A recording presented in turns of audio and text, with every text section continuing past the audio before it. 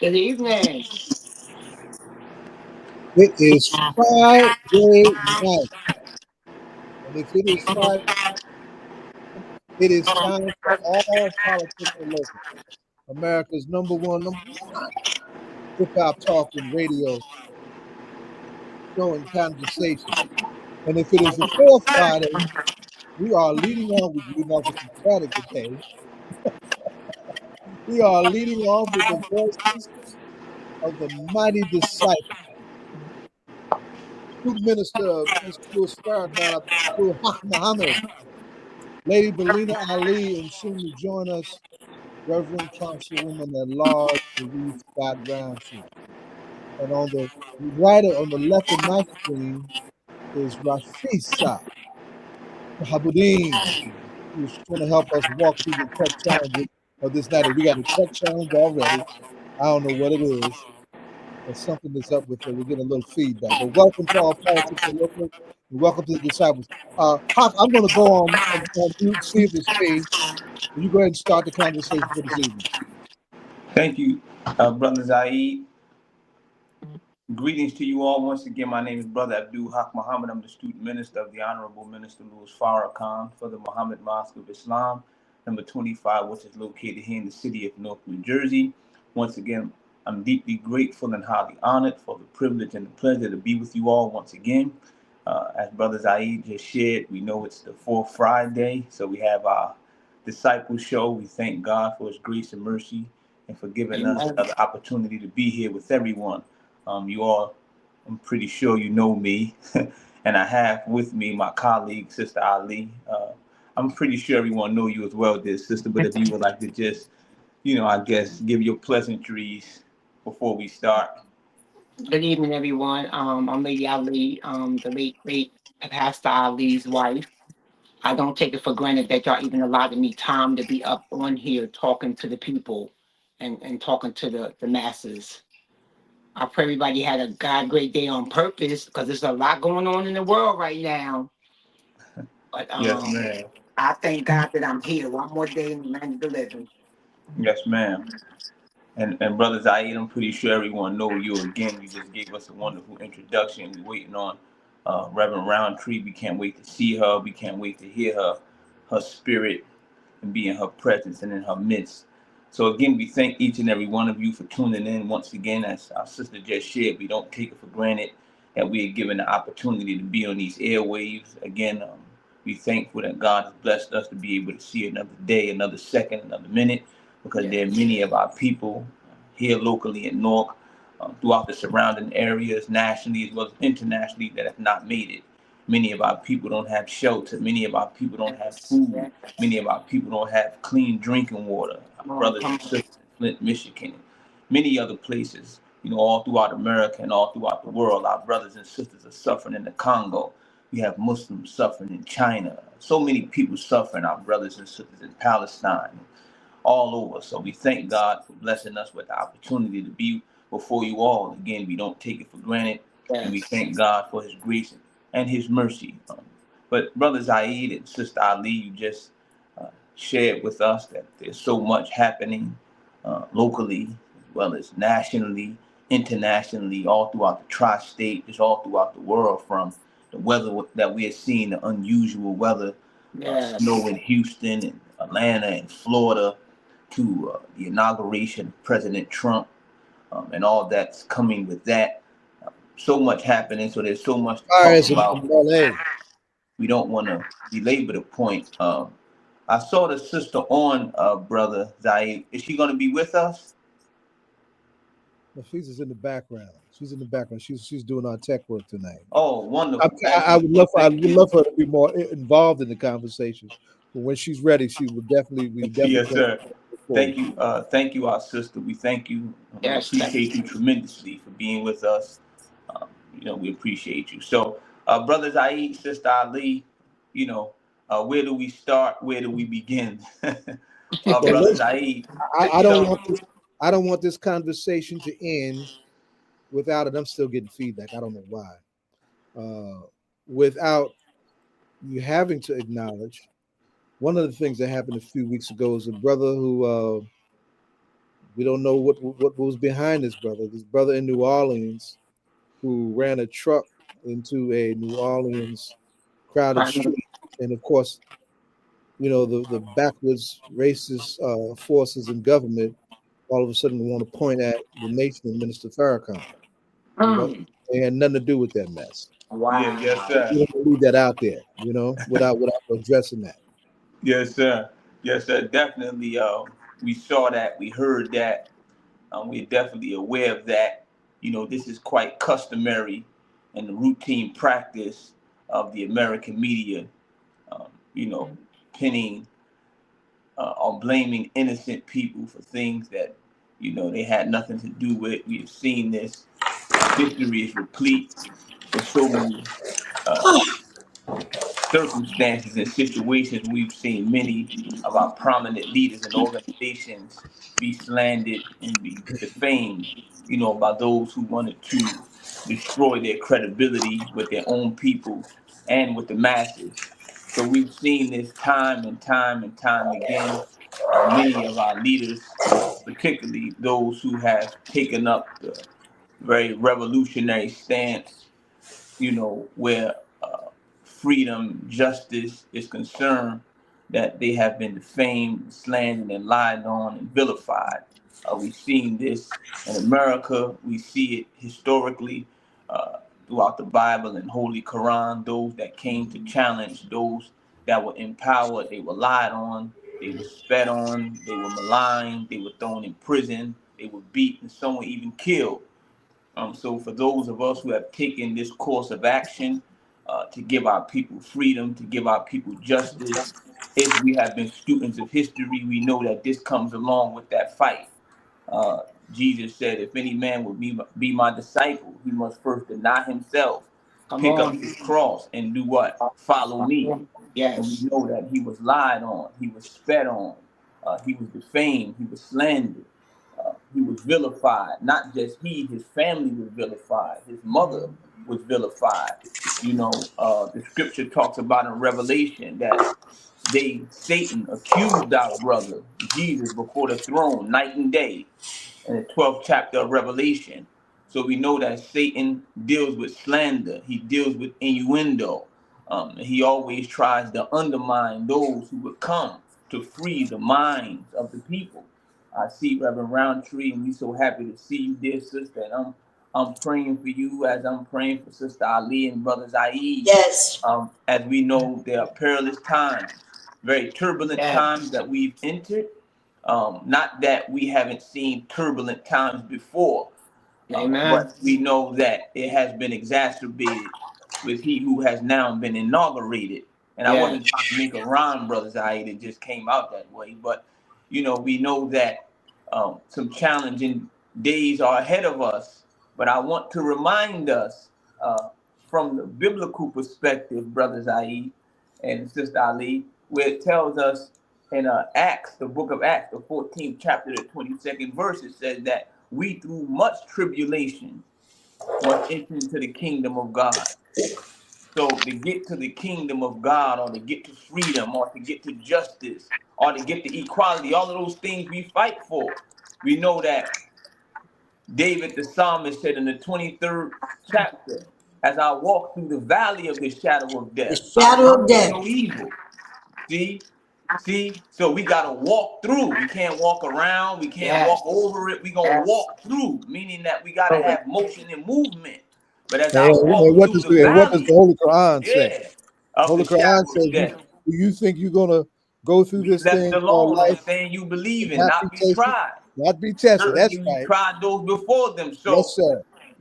I know it's difficult and I know it's tough, but I really believe that God has equipped each and every one of us with Yes. the necessary tools and the minerals and the qualifications, and even though we might don't even know that we have it yet, brothers Aida, Sister Ali, but how could we know unless we was put through something? Come So on. Come then, on. Brother Zahid, you quoted the Quran, the 29th chapter. It also says in the second chapter, the 155th verse, and certainly we will be tried with something of fear, hunger, loss of property, lives, and fruit, but give good news to the patient. So those who think that they are in power, they might try to take our jobs away. They might try to take our livelihood away. They might try to take our property away. And as I heard my leader and teacher say, Reverend Roundtree, he said, you can have it all, but you cannot have me. But you can't have this. Well, listen. Wait a minute. You can't have me. So when Satan came to God, he said, I see someone. You have a servant there, and his name was Job. And he told That's what I was God, just going. man, Satan was so bold that he told Job lost it all if of you it. move the hedge from around him, he will curse you to your face. And God said, he knew his servant Job. And he said, no. I will remove the hedge from him. And you can have everything, but just don't take his life. He took everything. Nobody asked him. Wait a minute. He asked him when he was seeking to see who he could devour. Have you considered my servant Job? No, he offered them up. He offered them up. He offered him up, brothers Aid and Sister Ali. He offered them up. Why? Watch this. You can't play a player. So like where Satan thought he was making the choice, but God was saying, "Here, try this one." Cause listen, he knew his servant Job, cause it says that the Lord's arm is not too short that it cannot save, neither his ear too heavy that it cannot hear. So see, that goes back to Alex Bradford, Lady Ali. I don't know if y'all remember him from Newark that did the play. Your arms too short to box with God. Right. You know what I'm saying? Right. Like Job was like children, sickness. First Lady Job, she wasn't like First Lady Ali. She was tough, but she wasn't that tough. She said, why don't you just curse God and die? He said, why don't you just curse God? Listen, but Job knew he at times he was weary, at times he got a little weak. Of course. There was a little trepidation, brothers Aid, but with faith in his Lord, he held on and he remained steadfast under trial. He never gave in and he never gave up on God. And God gave him more than he lost. And let that be a lesson to all of us who are in this fight for freedom, who's in this fight for justice, for equality, and for equity. That when we take up this stand, that we're gonna be tried and we're gonna be tested. But the Bible says in James, the first chapter, the 12th verse, blessed is the man and woman that endure temptation. Because when they are tried, they will receive the crown of life which the Lord hath promised them that love him. So think about that. God saying, blessed. Some of us, how can you be blessed and tried? Well, my leader, the Honorable Minister Louise Farrakhan, said a blessed life doesn't mean that you don't get sick. Wait a minute, that's like many of the afflictions of the righteous, brother. That scripture too, he said the same thing. Just because you're doing right don't mean trials and tribulations are not going to come upon you. But, brother, minister, in the book, it also says in 2 Timothy 1:7, I'm not going to give you the King James Version, I'm going to give you the NIV version. For this reason, I remind you, in 1:7, we don't have no spirit of fear. We're not supposed to have it. Right. We're supposed to have power, love, and a sound mind. No, God didn't give us a spirit of fear. So the spirit of fear is of the enemy. However, when you are drinking milk, I guess that's the best way to put it, because everybody's not spiritually in the same place. Mm-hmm. Everybody's not where you are, minister. Everybody's not where First Lady is. So some people have to go through that process before they can realize, oh, this is not of God. The enemy wants me to be scared, and we're going to be naturally scared. I was at a press conference today where Senator Louise was crying. She was crying because she said she really was fearful. She said she was fearful because she's concerned that her little girl will be in class and they'll run up in there with guns because they're now talking about going in schools. They're talking about going in churches, the place which was the most sacred place where you thought you could go. Don't think they won't do it either. No place right now, and I'm going to just leave that blank. You can fill it in with whatever you want. No place But we're Nothing is all sacred. covered under the Nothing is umbrella holy. of God. Micah 6:8 says to do justly, love mercy, and walk humbly with God. I think I got that right. Right. And I've been standing on that. I know Reverend Blackwell mentioned that Sunday, but I've been really thinking about that after that bishop said what she said at that service on for the guy, Right. the president.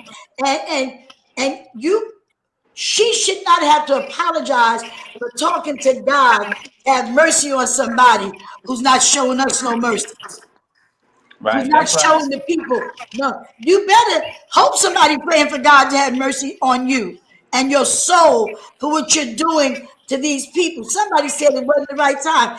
Bernice King also thought that for one of us, Lord help us right now, to get up and quote the speech of Reverend Dr. Martin Luther King. That could be a twofold thing. Okay, so you pay tribute to King. Were you really paying tribute to King in that space you were in at the moment? It's almost like a slap in the face to the legacy of a man who was on April 4th already out on the forefront of fighting for sanitation. He didn't have to go. He didn't have to go to the city. He didn't have to go. He didn't have to be standing on the balcony of the Lorraine Motel. He had to do it because his assignment was to go and fight for the least of these. And where we are right now, the truth of the matter is, Minister, we have situations going on right now where people are scared. A woman said today that 50% of some doctor's appointments were canceled because kids are not so. I had one teacher that said she got 5 students in middle school all week long since this man been so. So what's getting ready to really happen in our world? This is my prayer. My prayer is that we will walk by Micah 6:8, because what's getting ready to happen might turn into something even more detrimental than the things he's imposing upon. When people get scared, they do scary things. And we want our children to be safe. I said, the truth, I told somebody, I said, we all migrated from somewhere. First Lady, Reverend Baba, Ms. Haqq, we all migrated from somewhere. Some by choice and some with no choice. But if you start picking and you're married to a woman that speaks broken English, you're actually matter of fact, how in the world will all of us, like I said, that came here with no choice at all and some with a choice, for now we come to the home of the free and the land of the brave, or the land of the free and the home of the brave, however you want to put it. I cannot pledge allegiance to anything other than God. No flag, I can't do it. Because then you go on to say one nation under God, indivisible, with liberty and justice for all. Whoa, who's all? Because all means in the entire, all of humanity. It doesn't mean just you, Minister Haqq, or just me, or just the president, or just who he feels. Liberty and justice for all is just what was written. And then you have a constitution that don't mean it's not even worth the paper it's written on if you're going to allow somebody to come and just circumvent all of that to suit their own political agenda. Well, Reverend Roundtree, and I want to ask Sister Ali, just because we know her husband, her late husband, may Allah be pleased with him. He was always on the front line when times were very tumultuous, when times were very uncertain. Pastor Ali, with his faith in God and his love in God and his love for God's people, he never thought it robbery to not be there when our people needed him. And he instilled that fearlessness in so many who he mentored, and so many who he helped, and so many who he aided.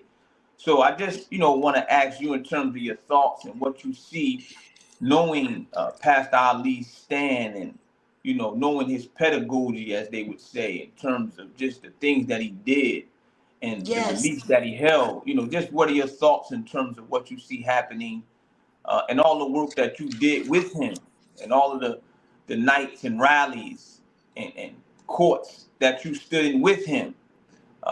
Just what are your thoughts? I had a conversation, something like this today with some of the young ladies at my job because I was walking around saying, God help us. I said, God help America.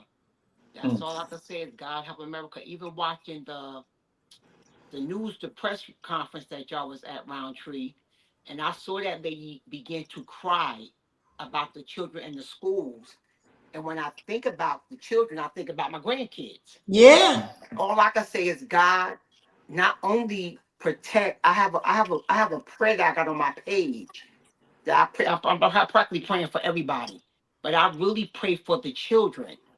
And I Yes. and I said to the young lady today, I said, my husband would have been at that press conference today. Yes, he would And have.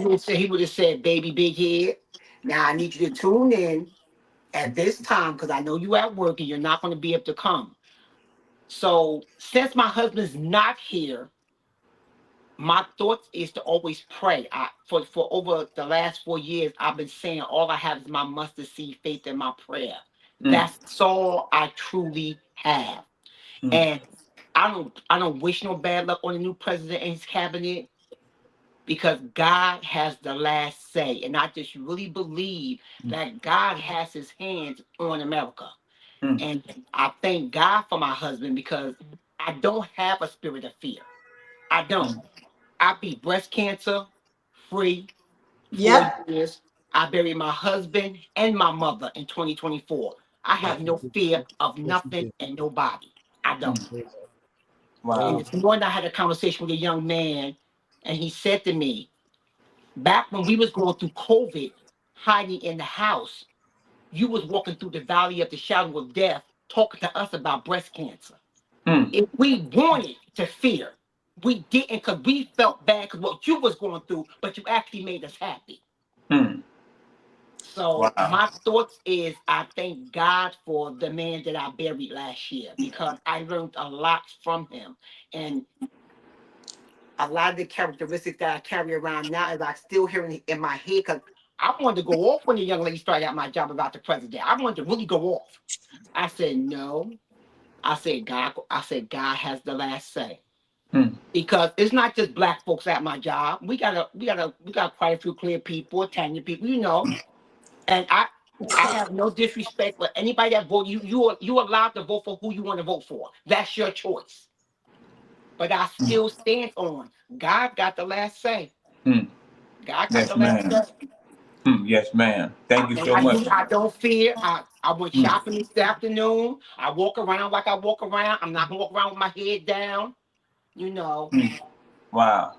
And I Am Minister I pray Haqq, I that. want to ask you a question am when I she finished. cautious? Am I cautious? Yes. Am I really aware of my surroundings more? Yes.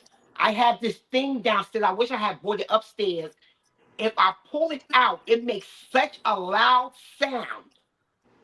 And I gotta start putting that in my pocketbook because I'm starting back to walking again. So Mm, I'm very aware of my surroundings.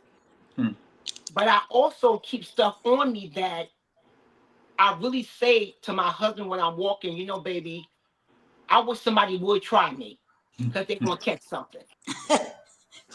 Wait a yes, minute. ma'am. That's like the mayor said today. He said that he been at that store where that situation took place yesterday.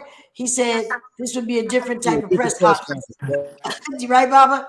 But listen, I invited before he comes. I was just speaking to Council before I came on, and I just asked him, brother minister, for him to come on because he has some things to say. I didn't get a chance to put it all in the It's lineup okay, to Reverend say who the Roundtree. guest It's all is. right. And I want to ask you a question before he speaks because the honorable minister, who I love so much for his teaching and his firmness and so forth. This Christian woman can truly say that she is thankful that God did create a Minister Louis Farrakhan, honorable minister. So let me ask you a question, because you talk about Miss America every now and then. So before we let the honorable Councilman Pat Council speak, I want to hear how you feel about what Miss America is going through right now with the leadership that's taking place. And I know some of us might be, I don't know, when I come on here, I don't feel, I'm not ever limited. I mean, I'm a free woman. So I I know say what that's I'm going right. to say, but in I certain know that's right. spaces, of course, you have to be, in the pulpit, there's certain things you say. And, I'm not going to tell a 5-year-old the same thing I tell a 22-year-old. But the unity that's missing, the nation has, they're so unified that if you're going to make a move, if it's ethical, unethical, whatever the case might be, the word is given. No, that's not something you should be involved in. And everybody should have someone in their circle to do that. What do you think about Miss America right now, my dear beloved teacher, leader, minister, about Miss Wow. America? Wow, Reverend, I really appreciate that question, dear sister. My teacher, the Honorable Minister Louis Farrakhan, has taught us from the Most Honorable Elijah Muhammad, and maybe you all have heard me say it before. He's taught us that history is all about studies, the most attractive and best qualified to reward our research, because history develops the springs and motives of human actions, which displays the consequences of circumstances, which operates most powerfully on the destinies of the human being. So they teach us that the wise man or woman is the one who makes a careful study of the past events of ancient and modern history, because the knowledge of the future is judged by the knowledge of the past. So if you don't know what was, you can't know what is, and you'll be ill prepared for what is yet to come. So he teaches us that history is cyclical in nature. And if we don't learn the lessons of history, then we are doomed to repeat them. And I know that because what we as a people has suffered in our sojourn, we were robbed of our history. And being robbed of our history collectively, sometimes we don't give the attention that's needed to history that we should give to it.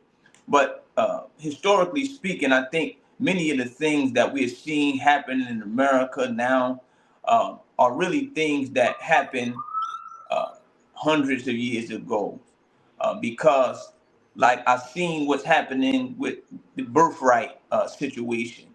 And we know that the 13th Amendment was very important for us, particularly as a people.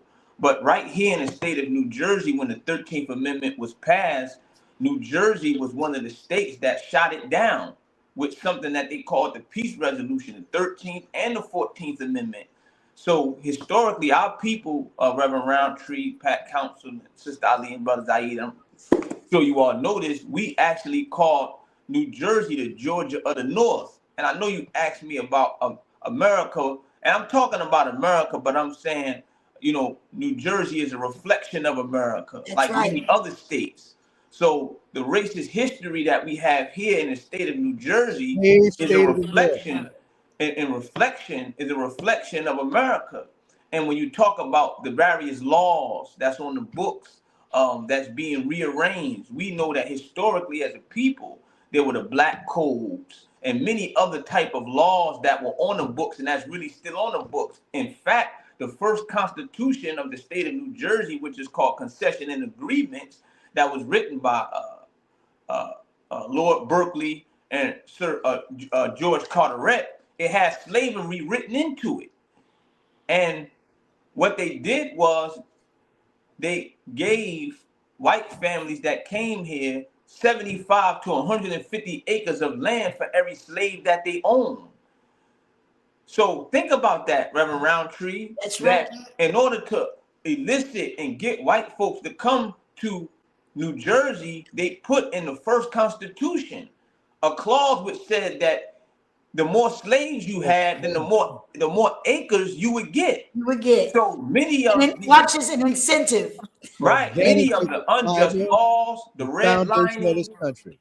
and things that we are suffering from today as a people, it's just reminiscent, or it's just a continuation of things that have already been written, things that we have already gone through. In New Jersey in 1751, it was illegal for 5 or more black people to congregate or to come together.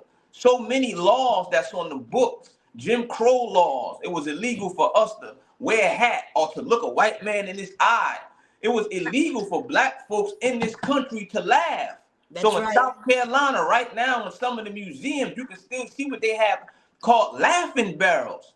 Because whenever we look at a white man or a white woman in the face, we had to be straight faced. They didn't never want us to look like we were having too much fun and too much joy.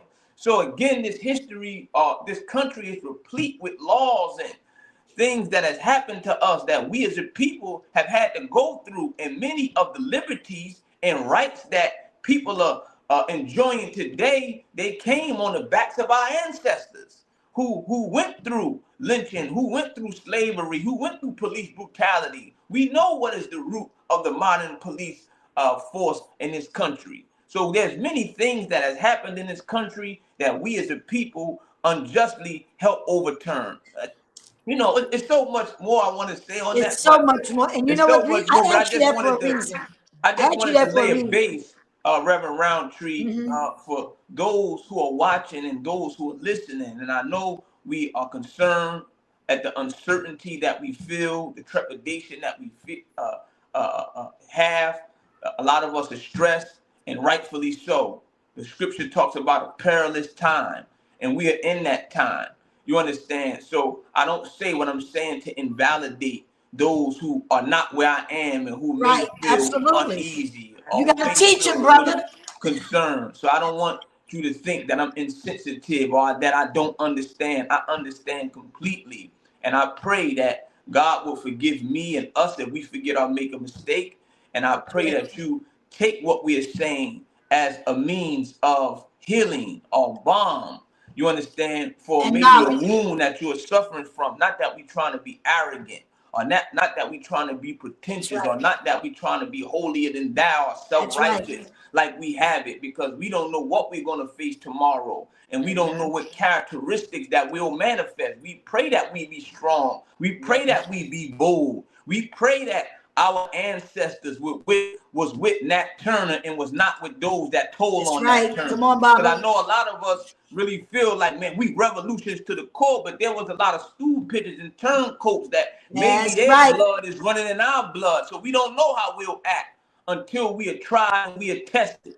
So And I just want to face. say that, That's Reverend right. Roundtree and Pat Council and Sister Ali, to those who are watching, to those who are a little fearful, to those who are concerned, that we understand you, You and sure understand. we're here to help and give a word that we pray will aid you, will assist you, and will give you strength. We're not saying what we are saying because we are being insensitive or we are trying to invalidate your feelings. So, that. Thank you, Reverend Roundtree, for I that had to ask you opportunity. that. But Minister, I asked you that because I know that when I opened up earlier, I said that a lot of people might not be where we are That's right. spiritually because we're all on different levels. So we're here to help, to assist, to lead. People perish for the lack of knowledge. It's a human emotion to be fearful in some cases. I mean, if somebody come up and put a gun to your head, it depends on who you are, whether you're going to say, oh my God, what is your first reaction? We don't know. If someone snatches your child and starts running, like your fear is going to come somewhere in the mix because you're like, what are they going to do to him? But at the same time, your adrenaline starts flowing and you might do something to them.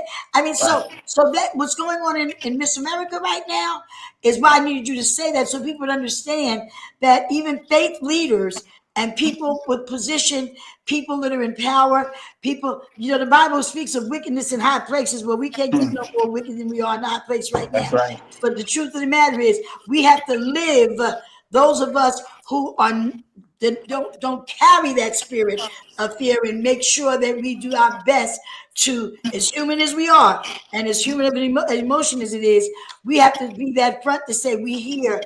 And while you're going through that, when it's over, we still here to be there for you to help you transition through. Because just like Sister Balena said, oh, we some prayer warriors for real. Right. Lieutenant Lou Hamer also said you can pray all you want on your knees, but if you don't get up and do nothing about it after Come you on. pray, God Come ain't on. dropping it in your lap. So like Right. so all of that ties in. So that leads me to this young man who is with us today. He just buried his spiritual mother. Hey Naya, how you doing, sugar? Bless you, Queen Mother. Thanks for joining us tonight. Text, tag, and share. The disciples are on with the one and only minister Abdul Haqq Muhammad, Brother Baba Zaid, and the first lady of this generation, Balena Ali. First Lady Balena Ali. Pastor Council today. First Lady um, Luberta, known as Lady Bird, the wife of Reverend Dr. E.T. Bird, a pillar in this community, once pastored the Abyssinian Baptist Church, then went on to find, along with God's direction, the Fellowship Missionary Baptist Church. I walked in there today, and it looked like they had just opened the doors for the first time back in 1975. Everybody, this is one of the first homegoing celebrations I've been to in a long time, where everybody that was a part of that ministry from a child to now came home to pay their respects to Lady Bird. The choir stand was so full, there had to be over 100 voices up there. Every son to see the seeds that Dr. Bird, you can tell a tree by the fruit it bears. When they said all the sons of Dr. E.T. Bird stand, a good 15 preachers stood up. That's called reproducing for real for the community, the better community.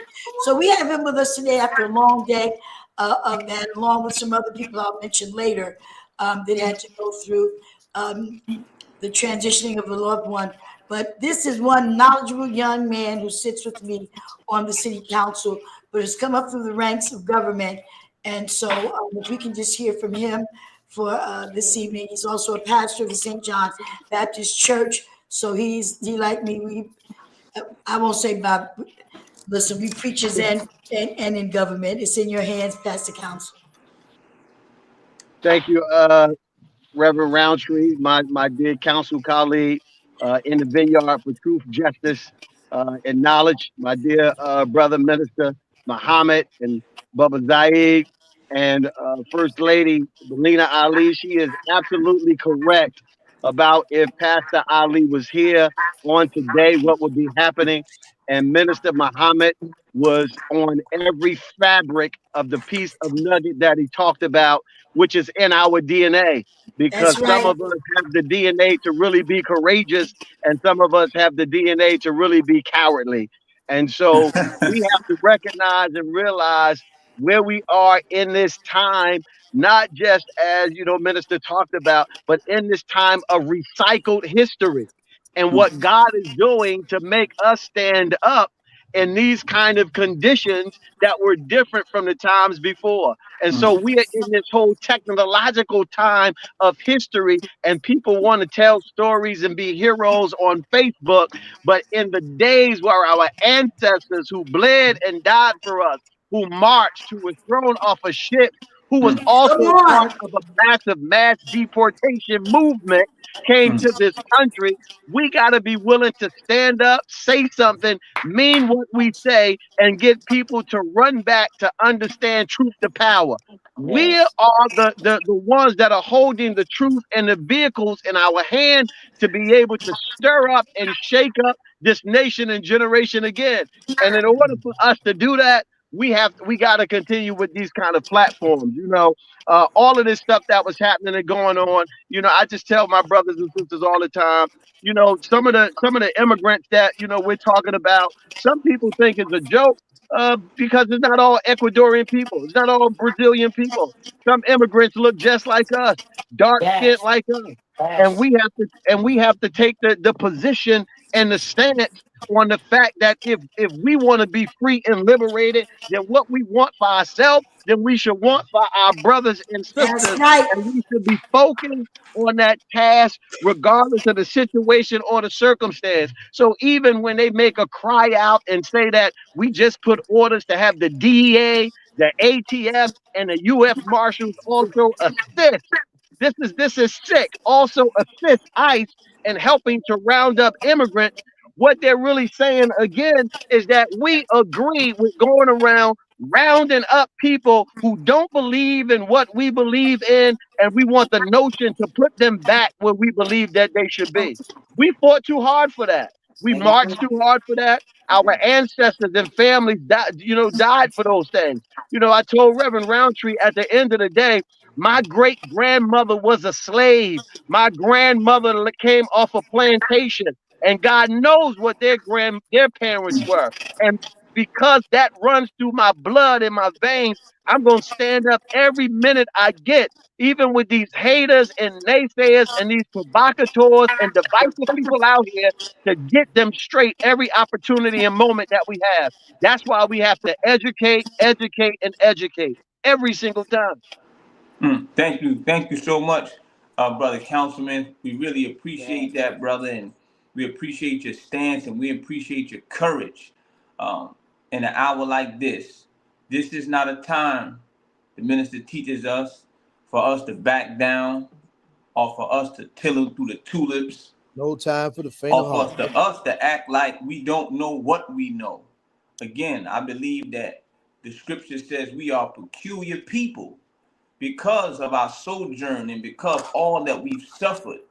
There was a time when we as a people, we could not just freely move throughout America, where we had to wear badges that were like passes in order for them to know that, okay, you are free. And even when we were free, they still act as if they can just at any point deport us back to the plantation.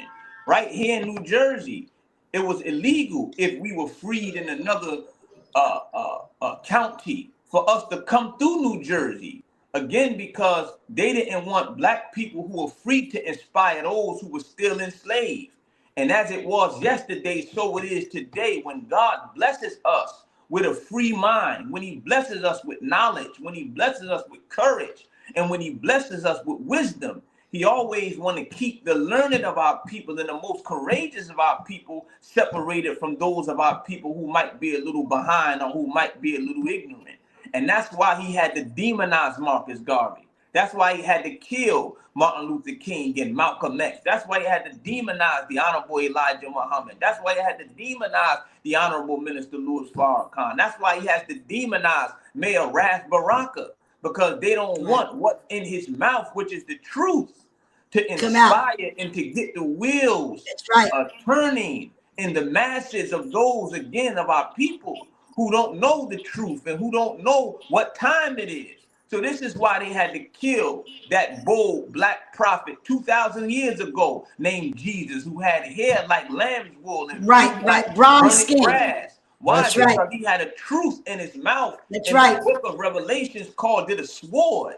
Why? Because it was cutting falsehood. So the Quran says, nay, we hurl truth at falsehood until we knock out his brains. So the enemy, Satan, he's afraid of truth, because Jesus said, you shall know the truth, and the truth shall set you free.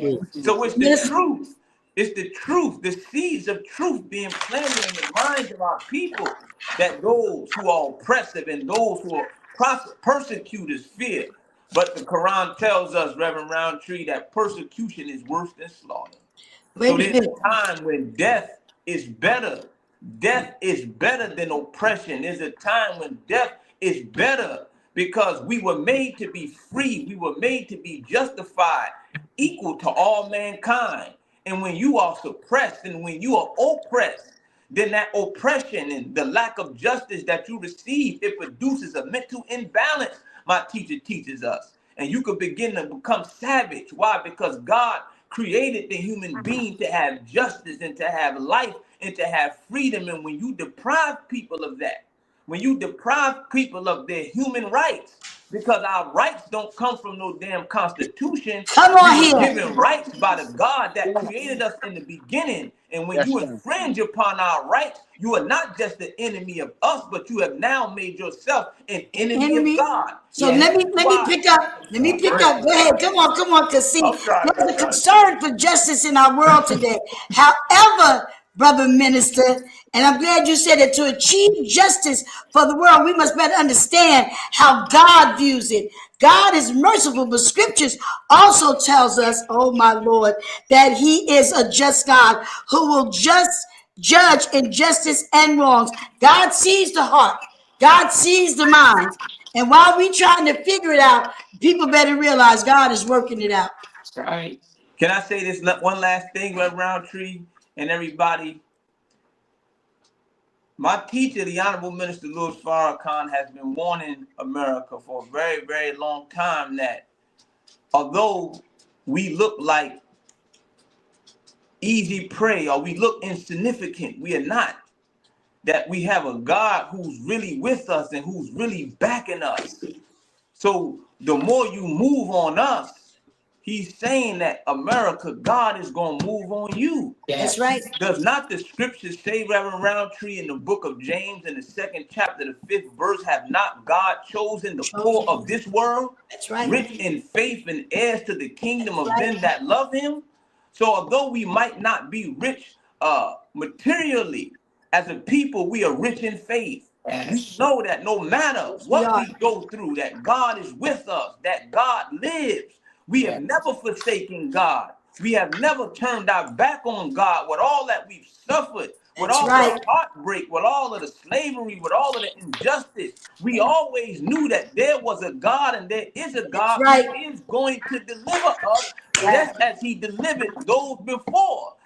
Pat Council, you know, and Reverend Roundtree, and you know, and Sister Ali, you know that when Nebuchadnezzar threw Daniel in the lion's den and he threw Daniel in the fire, there was one who was with him. They said, looked like the Son of Man. And although Daniel was in the fire, this being, this God, this presence, he made sure that Daniel was not burned or he was not touched by the fire. So the scripture says in Isaiah 48:10 that God has chosen us in the furnace of affliction. You talking about Shadrach and a bad Negro that was in the furnace. We know that America has been a furnace and America is a furnace. But there is a God who is not just the maker of the furnace, he's also a keeper of the fire. So I want to say this, that brothers and sisters, we have to prepare ourselves. Because the Bible does tell us in 1 Peter 5:8 that we got to be sober, and that we got to be vigilant, and we got to be vigilant. Yes. So we can't be intoxicated with irrationality or intoxicated with fear or intoxicated with cowardice.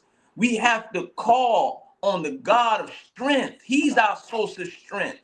And if we never called on God before, this is the time that we have to do it because we need him more than ever. We need the God of our ancestors and the God of our fathers to give us the spirit of unity and the spirit of courage to stand up that we might beat back and back down those that have come to oppress us and to enslave us once again. Because again, the scripture says in Exodus 15:3, Baba Zaid, it says that the Lord God is a man of war, that he is a man of war. So we now, as his servants, he tells us in Ephesians 6:13 that we got to put on a whole armor of God. See, we are at war here, Reverend Roundtree. Yes, we are. We are at war, so we got to put on what? The whole armor of God. Yes, we are. Salvation. Let our feet be shod with the slippers of the gospel, and our mouth is the sword of truth. See, we gotta have on a whole armor. This is war, right? This is wartime. This is time for the soldiers. Some of us you better come on here. Listen, Reverend Roundtree. It says in 2 Timothy 2:3, thou therefore endure hardness as a good soldier of Jesus Christ. So Muhammad needs soldiers, and Jesus needs soldiers, and you don't need no coward soldiers. Yes, we gotta. You don't need no coward. The songwriter said, God don't need, he don't want no coward soldiers. Yeah, listen, listen, we better thank God that there are prophets of today that have a prophetic voice. A lot of people get it twisted, and they think that the prophetic voice is the prophet.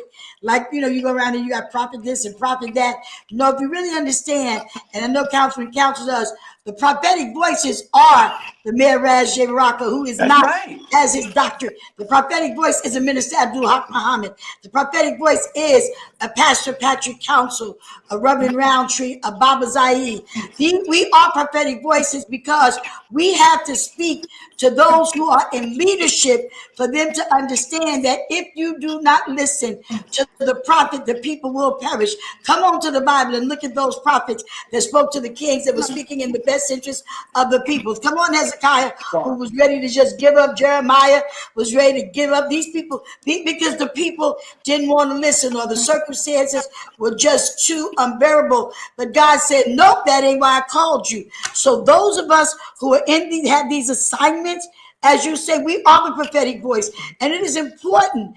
You know what? I thank God. Ooh, Baba, I thank God for some of y'all, because the truth of the matter is, I didn't know what was in me until I saw what was coming out of some of you. And and the truth is, being a woman, and some of the young women I see who I'm really proud of that speak truth to power. And, you know, everybody has their own platform of what they say, what they can say, what they should say. And God gives you if you're listening and your ear is inclined to God's mouth, you're not going to come out your mouth with some stuff that God didn't tell you to say. We all have our own assignments, but at the same token, it should be one voice for one people, and what they say in there, with liberty and justice for all. Well, we know we don't live in that society. Ain't no liberty and justice for all. There's liberty and justice for you and what you think and what you feel and what you want. And that's what we're dealing with in Washington right now. The liberty is not for us. So we better stand. We better speak one voice. And I'm not a Nat Turner. Okay, I wasn't born then, you know, and I don't, when he said that God spoke to him, well, God speaks to us too, if we listen. It's just that we have to listen and do what God tells us to do, not what Joe or Karen think we should do. And that's how sometimes our people get misguided. That woman that spoke on the 20th in that church got ridiculed because she said why should she apologize for going to God on somebody who's crazy bad? Listen, Reverend Roundtree, if And there you should have been an outrage of clergy to have her back. Should have been. listen, the Yes. Beatitudes, we can't never forget the Beatitudes. And one of the Blessed things that are he the said meek. to us was, blessed are you when men shall revile you Oh, for yes. my name's sake. So whenever you stand up to speak truth in a world where falsehood is preponderant or falsehood is everywhere, then you're going to be ridiculed and you're going to be slandered and you're going to be lied on. But do we have the courage that when we are tried like him who said, get thee behind me, Satan? See, it's not that we not going to be tried by Satan. God said to Satan, have you considered my servant Yes. Job? Joe, So God was in control the whole time. he He gave her ran permission. over It would have Satan's never men. happened if he didn't get permission. Yeah, but Satan is so arrogant that he thinks that God is not with his people. No, God only allows you and permits you to do what he permits you to do. But in the end, he is our deliverer.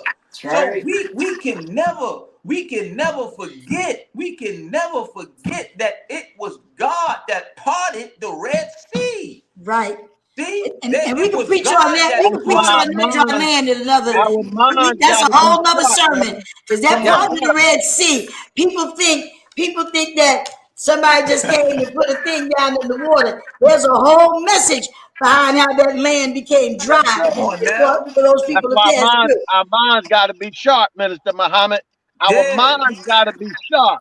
we Iron can't. sharpen iron. And for the Yeah, we mind that can't wants to forget. stay ignorant and blitz, that's what the enemy wants. Because that's the job of the enemy, to dethrone our reasoning. That's That's why right. even in the word of God, it tells us, let this mind that was in Me and Christ, you, it Right, Christ wasn't that's just Jesus. right. being in him, but your mind got to be sharp enough That's to right. know when the enemy is coming after you, that you can stand up and speak truth to That's right. power in spite of your surroundings. That's That's right. right. Listen, it's not did not and I want to say this in closing, that we all are in different stations in our life. But remember First Samuel 16:7, where God was looking for a servant. He needed somebody. and they offered up. Jesse gave him this son and that son, but there was one who seemed very insignificant. He was small. Maybe he wasn't the biggest. He wasn't the strongest. But God said, he is not like us where he looks on the outside, but he looks at the heart. Yes, sir. So it doesn't matter. Maybe That's you're what I not said. intelligent, or you're not learned, or you don't have a degree, but God is not looking for those things.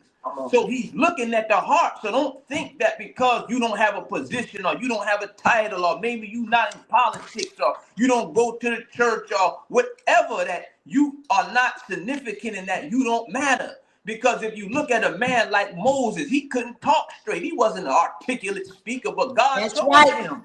If you look at many of those that God He had a told, speech Muhammad, impediment. Jesus, a man Right. that they said was born out of wedlock in the manger. This man was born in the manger. And if you see where many of us was born, man, Newark is like one big manger, or was at one time. It's much better now, Reverend Roundtree and Pat Council. You know, it's getting there, but it doesn't matter how you start. Yes. It matters how you finish. Yes. So I don't care where you are in life, you are not insignificant, and you can help. It's something that each of us can do in this fight. Maybe all you can do is type. Well, type freedom, or type something, or maybe all you can do is go to a press conference. But we all have something that we can do to aid and to assist, because we are all dry bones in this valley. Some of us might be the ankle bone. Some of us might be the hip bone. Some of us might be the elbow. See, we all got a part in This this my body. phone right here. Right. You might be the fist. You might be the knuckles. So I don't want We us just to got to make sure them dry bones live. right. That's all. you know, Well, we the can winds talk are about them blowing. being connected, but some life had to be Listen, blown on them. the Right, winds Councilman are Pastor? So they had to listen. blow. The wind, Blow. the winds are blowing. The winds are blowing, They and blowing. I pray that they will blow the bones together for more unity. You understand that we might Listen, stand and be that great and exceeding army. But it's 6:58. I thank everybody, Reverend Roundtree, brothers. I ain't any closing words. I'm done. Y'all May was God blazing bless tonight. us and be with us. I got a Amen. couple of Ali, any closing announcements. words? Any I just, announcements? you got any, I have a couple of announcements. Of course, the mayor's meeting is going on as we speak at Central High School. But I just want to thank God that, I often talk about the leader of this city, Mayor Baraka. A lot of times, we have to deal with the opinions and thoughts of others. We thank everybody that's tuned in to the Disciples tonight. We surely thank God for Minister Haqq Muhammad and his phenomenal leadership, and Lady Ali, whom in March 9th, our dear beloved successor to Pastor Ali will be installed as the pastor of New Psalmist. But as we move forward, knowing that Mayor Baraka stood up and took a stand along with many other legislators in our Newark Municipal Council today to speak truth to power, to let them know that we are going to be here to stand with our residents, with our business owners, and that in spite of the fact that you have an assignment that you put together and an agenda, that we will not stand back and not, this is Newark, you better send the right people. Because the truth of the matter is, we will not just, like I said, thank God for leadership. He was born into a family with a lot of heart, and with courage. And that's, you said something about soldiers. God truly, truly wants, if y'all know the old Baptist song, God don't want, he don't need no coward soldiers. So we thank God for those who are standing up, those who came out today. We want to extend condolences to our beloved Pat Council, once again, in the Bird family of fellowship. We want to send condolences to one of our co-workers, Kathy Dowden. Her mom transitioned today. We want to send condolences and prayers to our beloved Michelle Morgan and her family and the transitioning of her mother.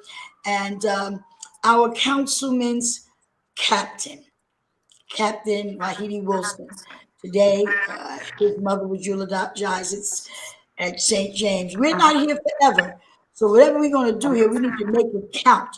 Next Wednesday, the 29th and the 30th, I will be doing free I won't be. I'll be hosting an event with UMDNJ for cervical and cervical screenings and mammogram screenings. You will be able to get your mammogram and your pap smear at 205 South Orange Avenue, January 29th and 30th from 8 to 1. I would also let you know that by the time we come back on, prayerfully, if not this month, our First Lady co-host also will be hosting, and she'll give you that information once it is scheduled. Nobody can tell you better than this survivor what it took her to get to where she is today, and now she's cancer free. Early detection is the key, and she didn't go to the doctor; she found her own. So, we thank God for the education. There are some other announcements. I'll probably forward them to you, Baba, because I don't see Jonathan on, which is our sergeant at arms. Jonathan and Ed are not on tonight. Well, isn't that good? Because see, if Jonathan was on, You still gotta watch the time. Don't try. saying like, okay, Reverend Roundtree, Reverend Roundtree. But may God bless each and every one of you. Once again, tonight is the men's meeting, and there's many events coming up. And like I said, I don't have them with me. I do want to turn it over to Lady Ali and Council. Before I turn it over to the other two co-hosts, or yield to them, he's gone. So then I gather it's now in the hands of Lady Balena Ali. Well, I want to thank y'all, Minister Haqq. I used to always listen to the disciples, and I would always tell my husband, "Oh my God, that man he just be teaching and preaching." I just get so excited. I be attentive. It's not that I'm not listening. I be very attentive when you talk. When Reverend Roundtree talk, I'm attentive to leadership. I respect leadership. That's another thing my husband taught me. And next month, like Roundtree said, March 9th, Jalil Mara will be installed as the pastor of New Psalmist Worship Center. This has been a long year, but I am so glad that it's finally coming to a close for me. So I would love for all y'all to come out that can come out at 4 o'clock. It's gonna be a congregational on March 9th. We'll be installing him. Well, thank you. Baba, I'm gonna send you a flyer for the Newark Women Moving Forward economic campaign that First Lady Linda Baraka is spearheading. We've been working on that since last November.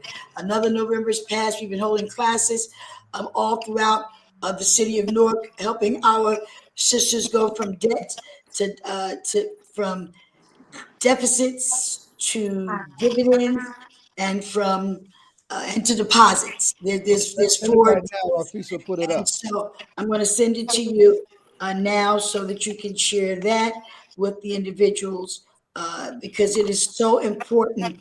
Oh shucks! It is so important that the women sign up as soon as possible. There's some cohorts all over the city.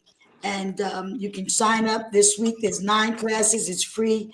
The learning materials are free. And in the last cohort, one of the classes were held at Kruger Scott Mansion, Minister Haqq. And you know what they did?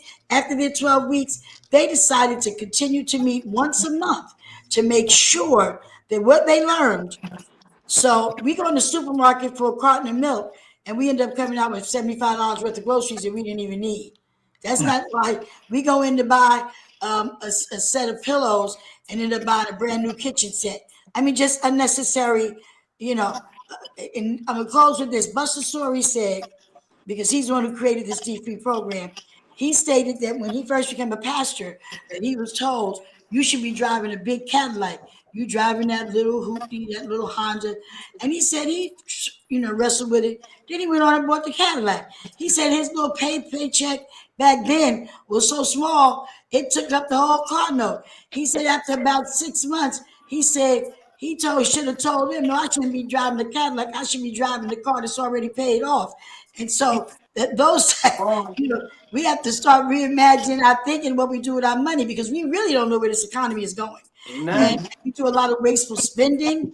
We're not even shopping. I remember our minister told us about that we had a big meeting. We was part of it That's about 9 or 10 years ago. We was talking about people going to spend money on Black Friday and standing in lines. And y'all had this big meeting. I don't know if it was at the Priory. I forgot where it was. Had me about when you first came on as minister, not long after, when you came to 25. And the message was, don't spend your money with That's these right. folks. That's right. We Well, ain't Reverend got Roundtree, nothing yet. Hey, could Felicia. you, Reverend Roundtree, I pray you could send me some of those slides as well. But again, I know Jonathan, who would be like the sergeant of arms, he be keeping us to the time. He not here, so brothers, you letting us go over. We appreciate you. We gonna tell Brother Thank you, Jonathan. Barbara. But listen, I see we cutting into the other segment, so I just want to thank everybody for tuning in again. Thank you, Reverend Roundtree. Thank I you, Sister love you. Ali. Thank you, brothers. We Love praying for y'all. you, Sister Ali, and for the congregation, Thank you you. psalmist, and I pray, God, please send that to us. I'm sending you the That current date. flyer. Thank Okay. you, and thank you You so look much great. thank you for our sister who, on behalf of Brother Ed, he's not here, that she's doing all the technical work in the back. We really, Rafisa. Thank yeah, you. we really, how you pronounce her name? Rafisa. Rafisa. Sister Rafisa. Rafisa. Our Shahabadin. Sister Thank Rafisa. you. We really thank you, Sister Rafisa, and we appreciate you. And Yes. we, gonna tell Ed of the excellent job you did. We sorry for going over the time. A lot of times, Reverend Roundtree and us as the disciples, we are not obedient Get as we excited. should be. Well, wait a But minute. Sometimes we obedient and they want us to go another 30 minutes I because know. they want us to just, like one night Not we now, came on, though. they was like, can you do a 90-minute show? You know, Not now. So we really appreciate you, Sister Rafis, and everyone else at the Yes. All Thank Politics you. Locals for covering down. So thank you, may Allah bless us. Assalamu alaikum. Walaikum salam. Peace and blessings to all of you. God bless Amen. Newark Hi, and God Reverend bless all of Roundtree. you. Hi, Reverend Roundtree. You're bringing Nan and the Atlantic City up here. You notice our girls, right? Asbury Park. You notice our girls Asbury Park. from Atlantic to Asbury to Perth Amboy, if you name it. She might be Asbury Park, but you'll see her in Atlantic City. She might be There you Asbury will. Park, but you'll see her in Newark. Somebody was just talking about you to me. They was like, you know, Felicia. I said, do I know her? I said, I know her real well. Felicia, yeah, they was talking. I said, that she's a shaker and a mover. And yeah, get out of the way, because one day, all right, I gotta go because this I somebody love else. you, Reverend. I love you. I love you, Baba. Thank you All for right, your Bye. courage. Thank you for your knowledge. And thank you for being the Black man that you are. Have a blessed evening. all right, my friend. Amen. All right. Well, Where do I get out? welcome back to All Politics of Local. Felicia Simmons, Mountain County National Action Network, who raises hell from Asbury Park to uh, Whitesboro. Whitesboro. That's right, to the very southern tip of this up south state, right, and has things to share with us that reflect that range, right? So first, I just want to welcome you back, my queen and your daughter, to come on back on the show and to share with us, right? There's been a lot of mess that has been generating in that region, unfortunately, as this country makes this backward shift to the right. That is definitely playing out in our own communities as we speak. Folks don't realize. I'm trying, let folks know, my younger folks in Newark who don't know the dark days of Newark, that we're kind of in a bubble now. And the rest of other folks that we living in going through some mess because we're not as organized and haven't broke the kind of ground in those spaces the way we have in this town. So we need to really appreciate what we have and do help all those folks who trying to figure it out. Now we have been getting, in full disclosure, folks know that one of my responsibilities is managing a statewide coalition called New Jersey Communities for Accountable Policing. That is an initiative of the ACLU of New Jersey. And there's been some stuff has been coming to us in recent weeks about what's been happening with policing in the town specifically and policing in the county as well, right? Everything from racist text marks to getting folks who should be doing the job or trying to do the job well fired for speaking up. So let's go down that path first, and then we'll jump ahead to March and talk about the gala that's going to happen down in Whitesboro. So All what's right. happening? happening, my queen? What's going on, though? So there's so much from Asbury to Whitesboro. So if you want to start with the text messages and the cop text messages and Mr. Warnock, Officer Warnock in Monmouth County, right? We can start with that. And the lack of I don't know what to call it when the prosecutor's office truly will not support Black protection in this county, or people with mental health, or any as you can see in the text messages, any minorities. They refuse to prosecute, and they want to continue to sweep this epidemic of hateful violence on minorities in Monmouth County under the rug, as they've done for close to 2 centuries. There was an investigation, some kind of investigation with Monmouth County Police Department. It was through Asbury Park, Neptune, no, Asbury Park, Freehold, Eatontown. They have these text messages, and give me a second because I want to read to you some of what was said in these text messages, which is absolutely atrocious. Things like this was from a Freehold police officer, and it says, "No one's borrowing shit. We ain't niggas. I can't waste it. There's no trailer that sucks that hard. Cleaning the floor with this bullshit and fucking nigga shit," right? That's from an officer, right? Then it's what is it? They referred to another lady as a sand nigga, talking about this barber. Then in other parts is I ain't no nigga lover, and or I just hammered this Jew with all these tickets. Right? That's just some of them. Just some of the dialogue of some of these officers, why they're on the job, talking about things that they've done in the midst of the job. Because see, when you talk about hammering this Jew with these tickets, that switches from just a hateful act to by calling him a Jew or something in that manner, is now a hate bias crime. Mm-hmm. And the prosecutors are aware of it, and they refuse to engage it, to see what's happening. And it's not like there's not decades of hate. In Asbury Park Police Department in Monmouth County, there was a group called Crabs Against the Rise of Blacks, right? Cops Against the Rise of Blacks. And this goes back decades, right? No one has ever addressed this issue, right? We have the death of Hassani Best, the death of Michael Manziel, right? Now, Hassani Best killed in his own house, so was Michael Manziel, in the midst of their trauma by police officers that didn't have to kill him. One had a little butter knife and one had a pair of scissors. That's right. Right?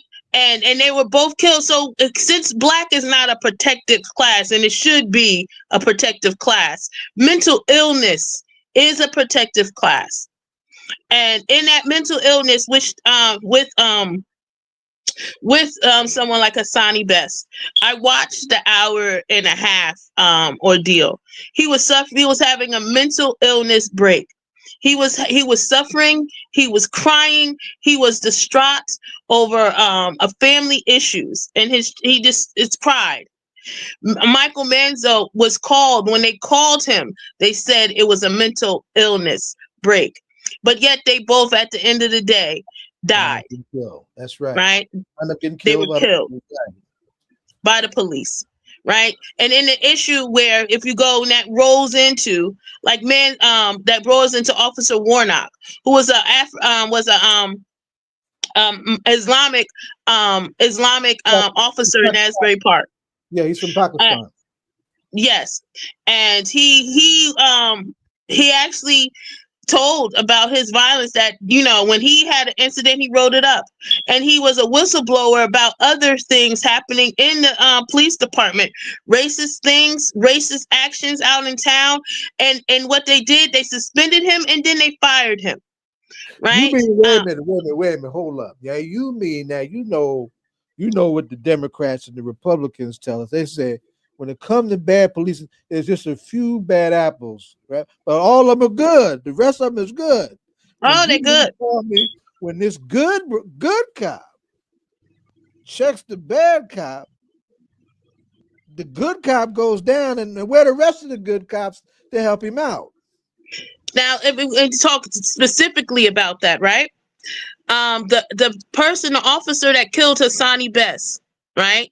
He's multicultural, right? Multicultural young man is now in Officer Warnock's position. He was promoted, and Officer Warnock was fired.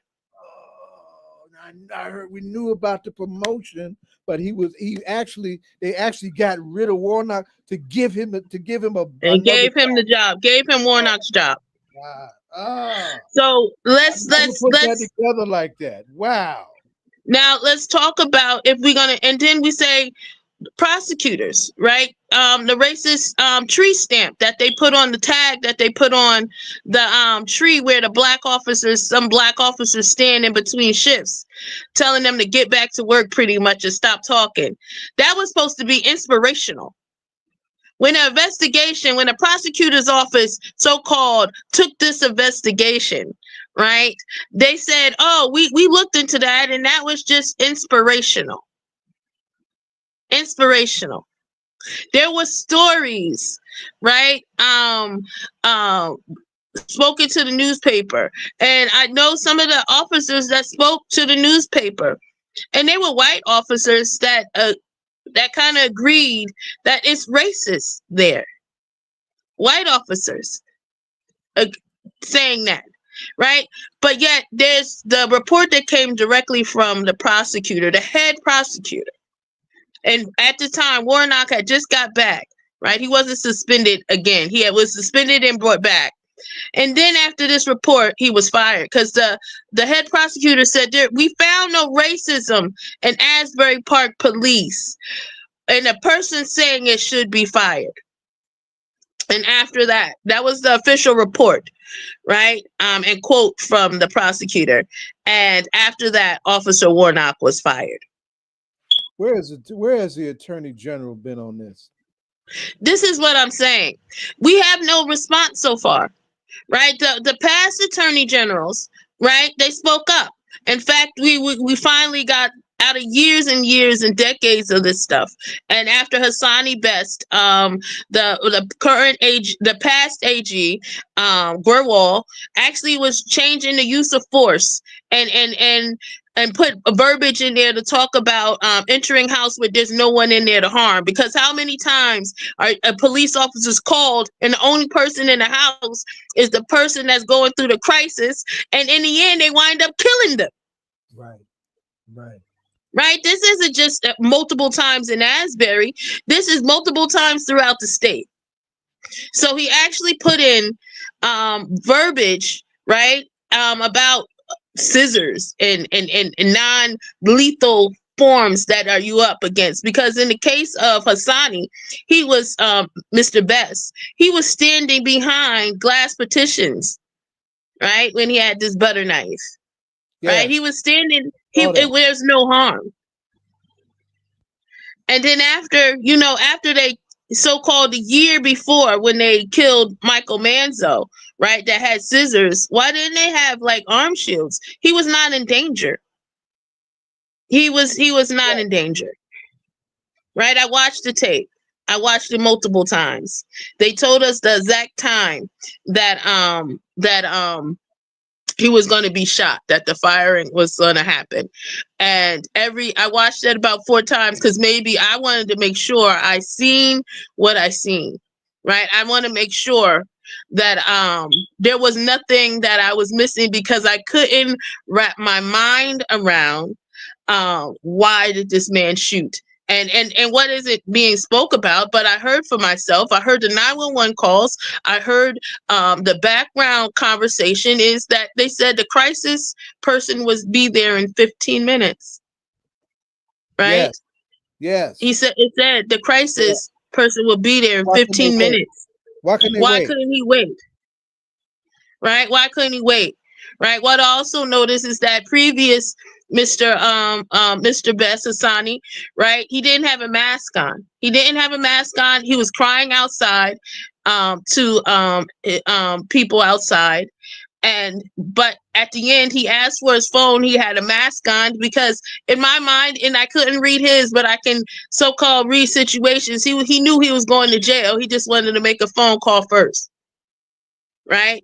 And in no way that this man should still be on the force, and in no way that there was any justification, and anyone can say there was justification for this shooting.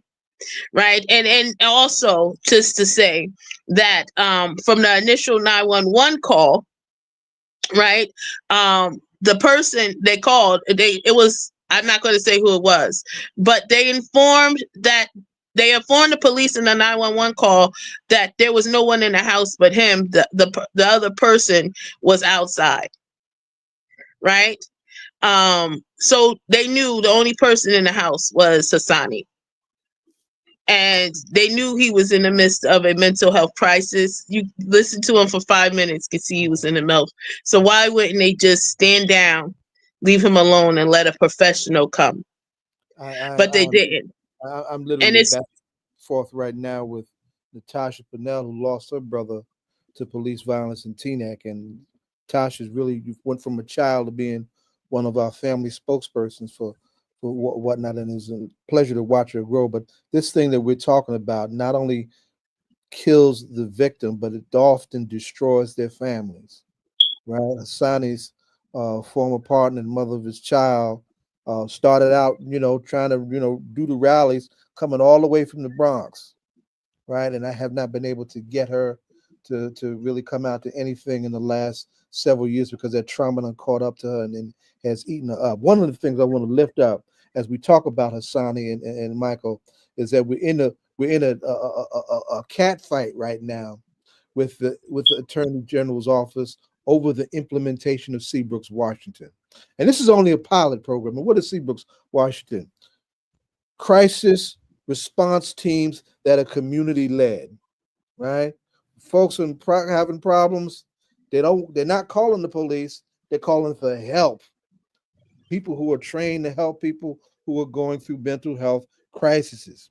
We're really, really in a real cat fight to try to get that implemented because that needs to happen. But two things, because I want to also get ready to shift to what's happening in Whitesboro, because I want to make sure we all of your time. Where are we right now in Asbury in terms of an organized response to get this stuff addressed? So that's what we're in. We're in Mr. Connections because I tell people all the time. Some people might know what systematic racism is, but I know what it's like living next to the Klan, right? Real Klan. Historical. I tell people if you want to know how real it is in Monmouth County, the head of the Proud Boys that just got released from prison lives 2 towns away, right? He lives a couple towns away from me, right? I've received threats from him before in previous engagements. Right. So that's how real it is in Monmouth County. So getting people to actually stand up. But what we have great is a coalition of people, right? From Newark, especially NAACP from Newark. And I'll just have to say Rick, right? And yes. He's And also Mr. CRB here in Newark. That's right. Right, so they've championed it, and I know it seems slow to them, but they don't know Monmouth County. It's a different kind of monster, right down here, but we are chipping away. And even at the ground level, I've already reached out, did my proper protocol. So I've reached out to the prosecutor's office, right, saying, I know you had a meeting before, but I want to have another one, right, as Nan, and also to speak about other things, because it's not just the fact that we're in danger with the cops. It's the fact that they won't prosecute stealing from the children, right, in the school district. They won't prosecute anything, right? No, but yet when I was running, and a couple other people a few years ago, the prosecutors raided a campaign office a few days before the election, when a black slate was slated to win hands down. The prosecutors had time to come out for that, and then when they found nothing, they never even told the people, hey, we found nothing. They found out just by chance, right? So when is our response, and when are people going to be held accountable for what they do here to minorities and in Monmouth County, right? Several years ago, we were able to get out of Asbury Park City Council a resolution in support of CCRB several years ago, right? From what you're saying, that the climate for that and on the electoral front has clearly shifted, and that's probably not even possible right now, is it? It is a right now it is absolutely it was just for show. It's the same council, and it's the same council, but they renewed an exploratory committee that could discuss a CCRB that has police officers sitting on it. They renewed it for another year. A council that could talk about the possibility of a CCRB. See, when they first approved it, you have to understand it was campaign season. Okay. Right? Okay. So it was campaign season, and at first was supposed to be an exploratory committee and then roll into a committee. Well, the exploratory committee recommended it, but they said, hey, let's wait, and they sat dormant for a while, and then they just renewed the exploratory committee. Right, that is Monmouth County, and that's Asbury Park. No, so let's shift now. Yes, you'll give me all day. You've been doing some incredible work down in Whitesboro, and where is Whitesboro for everybody's just a moment of background? Back in the 1890s, no, it was 1901. I take that back. No, 1890s when they first bought and incorporated. Okay, all right. I'm trying to remember the year that. You were right and right. They officially established it in 1901. Right. After a massacre, a racist massacre of the black population, Wilmington, North Carolina. That's the Sadas country, by the way. Sadas families from Wilmington, right? To run out the last black congressman from Reconstruction, who was none other than George White. Yes, sir. Those folks fled and did an exodus track from North Carolina to a settlement in the bottom of South Jersey, that they, as an act of self-determination, fleeing racist terror in this land, called Whitesboro. And now that whole area is surrounded by Trumpites and right-wing entities and whatnot, and there's a struggle to reclaim the self-determining character of that township and that's history. And you've got a big event coming up in March, so let us know where we at with that. What's happening down in Whitesboro? So we have a lot of good stuff, but it's sometimes the same old story. So I don't want to neglect the gentleman, James, right, who was wrongfully convicted, and after he was wrongfully convicted of child endangerment, first-degree child endangerment, right, where he was playing with his stepson. First, he was guilty when he went in because he was a black man with children by a white woman. So he was wrongfully convicted when he went in, right, being that black man. And he was playing with his stepkids on tape, laughing and joking like cops and robbers, just little stuff. The auntie seen it and said, hey, he tied up first of all, it wasn't him. It was his the child's brothers and sisters, which was also seen on the tape. But either or, right? You tied up my nephew, and it's just a crime. The cops came and arrested him, put him in jail for 60 days, right? Said child abandonment. They also arrested his girlfriend, his children's mother, and threatened him. If you do not take a plea, then we're going to incarcerate your wife or your girlfriend also, and we're going to put your children in foster care. So he took this plea, right? This is all just recently, last week, actually, the end of last week, last Thursday, right? Oh, last Friday. And he took this plea, and he came out, and he's a first degree child endangerment, where he has to go to intensive probation for the next 4 years, once a week, and it sits on his record. Now, here's the slap. First, it should never happen. It was completely ridiculous.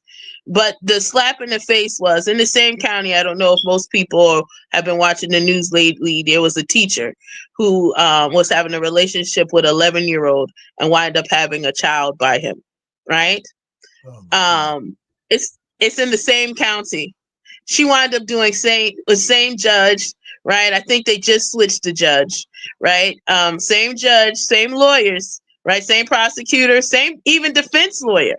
She spent 7 days. Now, there's absolute proof that she did these things, even though it's alleged and she wasn't convicted yet, because she has a 5-year-old child. Statutory rape? Huh? Well, are we talking about statutory rape? Yes, that's statutory rape.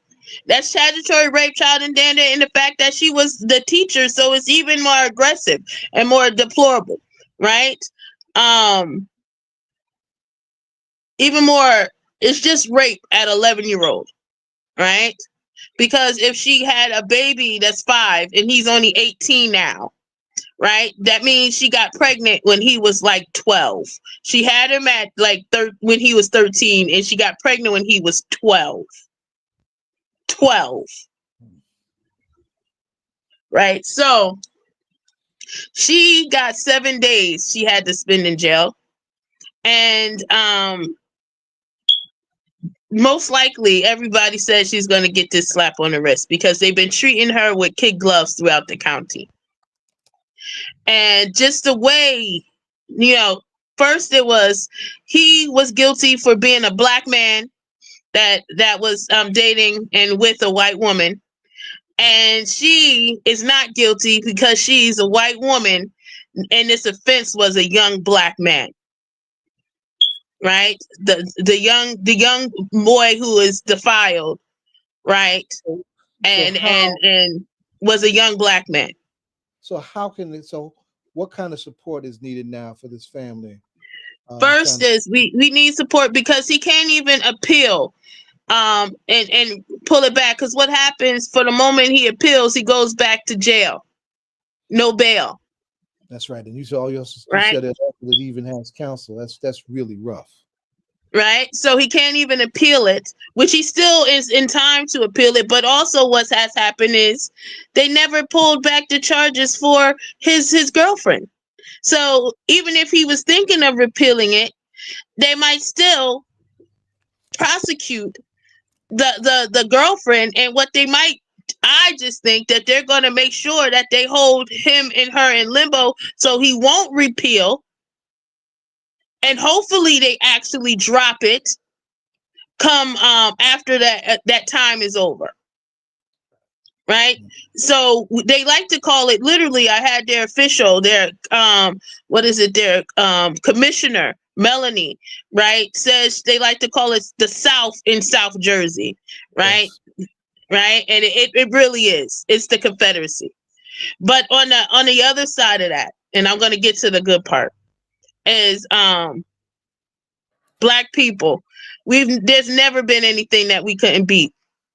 Right? And the town itself in Whitesboro and Cape May County is a town of victory, right? And continues to be a town of victory, right? We're just a project down there. We're called the Whitesboro Preservation Project. and we partnered with the Whitesboro Historical Foundation and activists in town and community people. And our mission to establish or for it to be acknowledged, because the research that we've done, right, we found that in 1876 there was it's called the Borough Act, right, and it caused a thing called boroughitis, where a bunch of boroughs were popping up throughout the state, and Whitesboro was one of those boroughs. It did everything it did for it to be an official town, and it was always an official town. And then somehow around 1940s, 50s, Middle Township swallowed it. We can't find any records saying why it was swallowed, right? They give us one meeting saying, hey, they didn't want to incorporate. They didn't have to incorporate, right? They, under the laws of the time, they did not have to incorporate. And we're sitting here trying to figure out. We've met with the great Miss Brittany Timberlake, right, who's down there. We're speaking about the land trust and other great things to help out in a corporation. But we also speaking with a couple other attorneys that she's helped us connect with, that we're going to really push, because this is, for right now, an example of what we were, what we are, and what we could be, right? We've always been self-sufficient.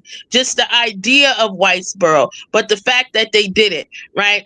Congressman White, the last Black congressman after Reconstruction, right, that sat in the U.S., right? Congressman White, right? He came into that town, right, with Booker T. Washington, Lawrence Dunbar, Mr. Vic, the richest Black man in town, but in the country, excuse me, right? Aretha Gibbs, one of the wealthiest from the wealthiest Black family in the country, and most powerful, out of Washington D.C., powerful Black families, right, in the country, came together and said, we don't want to live under your laws. We're gonna have this colony, and they use the word colony, right, for us. He carved out pieces of land and property for people to have and come and get. And he said, we want to make sure it's done to good people, because character, and coming into this town, character was important, right? Entrepreneurship, right? Being able to be self-sufficient was important. These weren't just a little old place of tyranny, right? So to keep that, because I'm keeping my time, I'm going to keep on my time, right? It's the fact that we're going to celebrate it and we're pushing forward.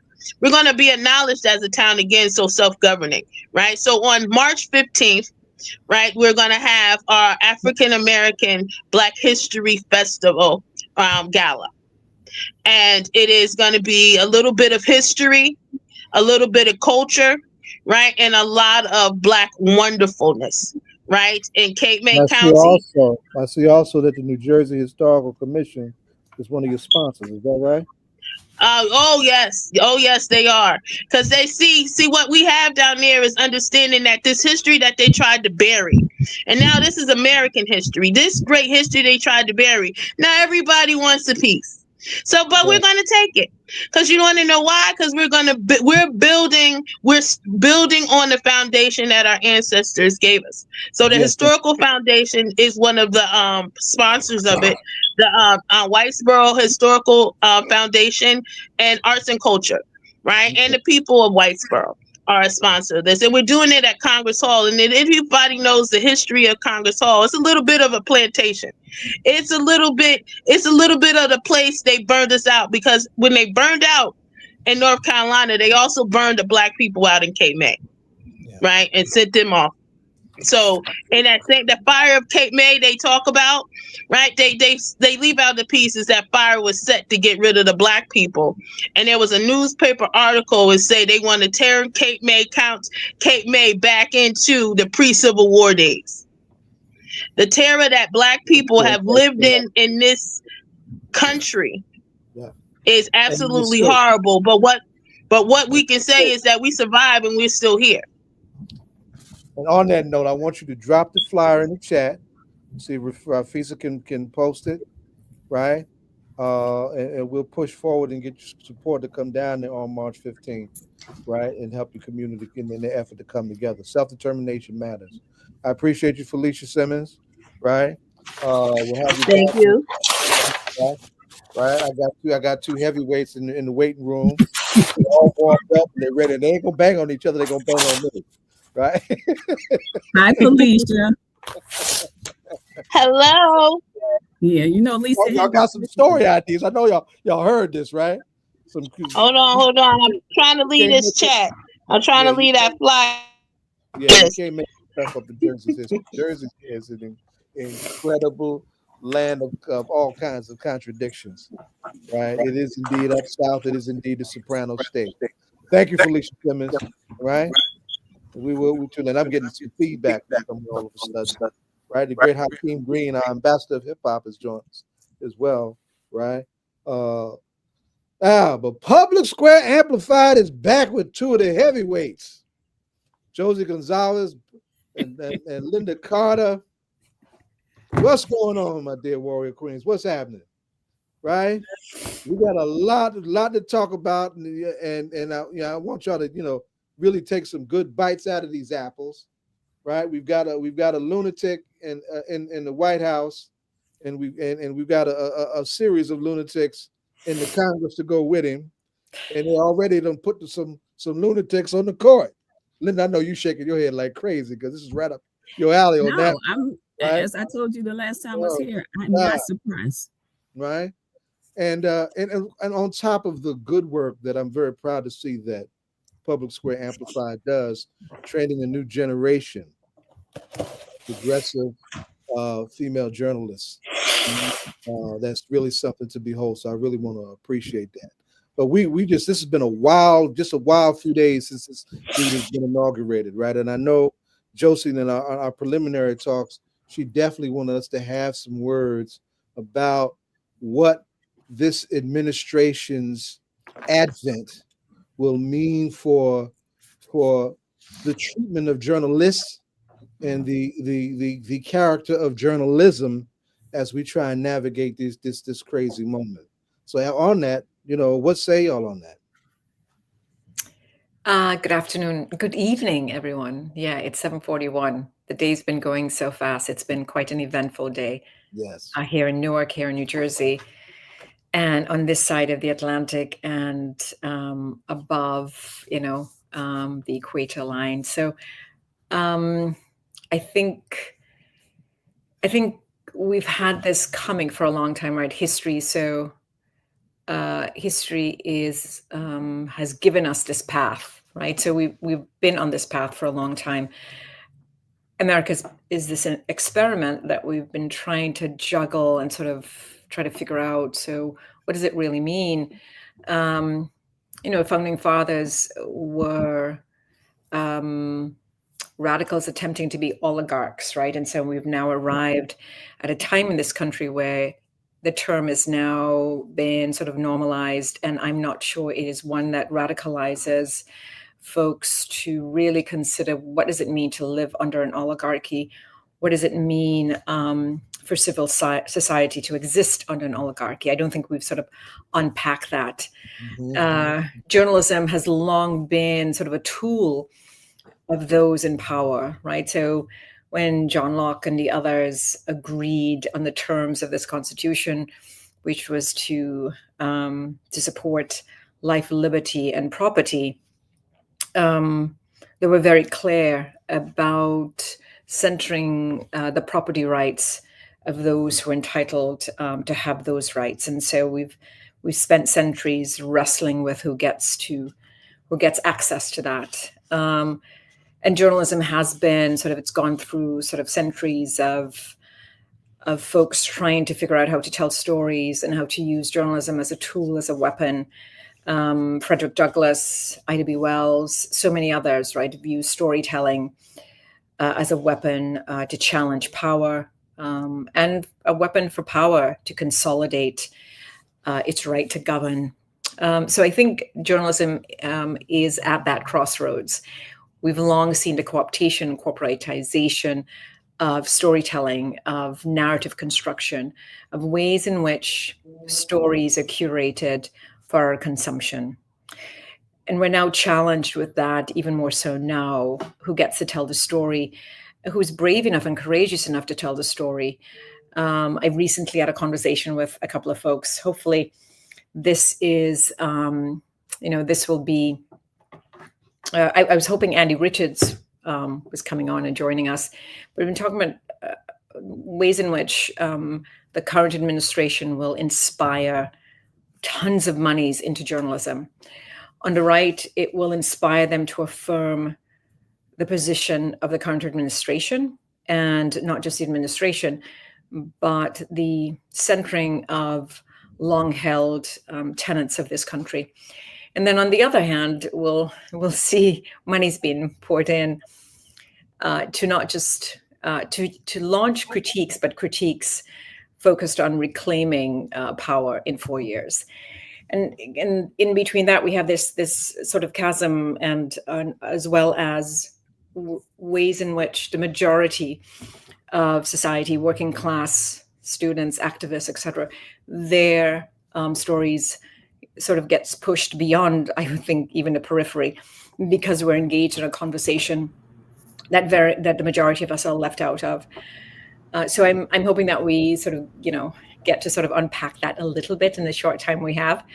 But I think even more so now than ever, radical journalism, emancipatory journalism, liberatory journalism is critical. Sort of ways in where we get our information, ways in which we disseminate that information, who gets to curate it, who gets to own it, who gets to center stories, and whose stories are being centered. How is information shared? Where are information hubs? I think that's a critical piece, right? So independent media becomes critical to the conversation in which we navigate even what's happened over the past 3 or 4 days. What then arises when we talk about independent media is the tension between building the infrastructure of these organizations to tell these stories, and doing investigative journalism, which is so critical. And that's about money. And so that's where the tension rests, right? So what can we accomplish, and how can we accomplish it collectively? So we're always looking for journalists. We're always looking to bring in young journalists to write stories and to work with us on stories. So that's probably it in an overview and a nutshell. And so we can go from there, Zaid. And thank you so much for having us. My fellow PSA folks, Andy and Linda. Andy's in the background. There she is. Oh, hey, Andy. Good evening. There you go. And I know Professor Carter's been chomping at the bit to jump in and just ask me some questions. So you want to know what I think? Well, I want to know what you think. All right. Well, I think independent and local journalism is really critical, as Josie said. I don't know if anybody remembers, but it wasn't that long ago. I think it's Sinclair. I think it's a major media throughout the country. And there was nobody in local, and they had a train turnover. And it was nobody local to report on it. And so, the local press, I don't like to say media, and I think I've said this before in your program. There's a difference between press and media. Media's job is to advertise. The press's job is to educate you, to let you know when the other branches of government are not acting in your stead. That's why they call it the fourth estate. You still there? Yes. Or the fourth estate. And there would be, we're in this mess because we took civics out of schools. Matter of fact, one might argue that, and I think I did this once before in your program when I talked about Project 2025. And I said Project 2025 didn't just start. It goes back even further, but at that time I said it started, the first draft of it was 45 years ago under the Reagan administration. So this is not a surprise. That's right. That's the first thing. This is not a surprise. But when you don't have a press to educate people, this is what you end up with, right? And so, I know everybody's focusing on Trump, but Trump is just a tool. I've been watching and paying attention to think tanks like Cato, American Legislative Exchange Council, the Heritage Foundation, which is funded by Coors Beer, for those of you who drink Coors Beer, to let you know that you're funding them. They've been around for a long time, and they've been planning for a long time. They've been doing a little bit at a little bit. And then all of a sudden Trump came in and gave them $1.5 trillion in tax cuts. That's right. Wait a minute. We can use him. We don't like him, but he's making a whole lot of money for us. So he's just a tool. I've been paying attention to Trump for 45, almost 50 years. He was a Democrat. He supported Clinton. He supported the Clintons. He did fundraisers for them, right?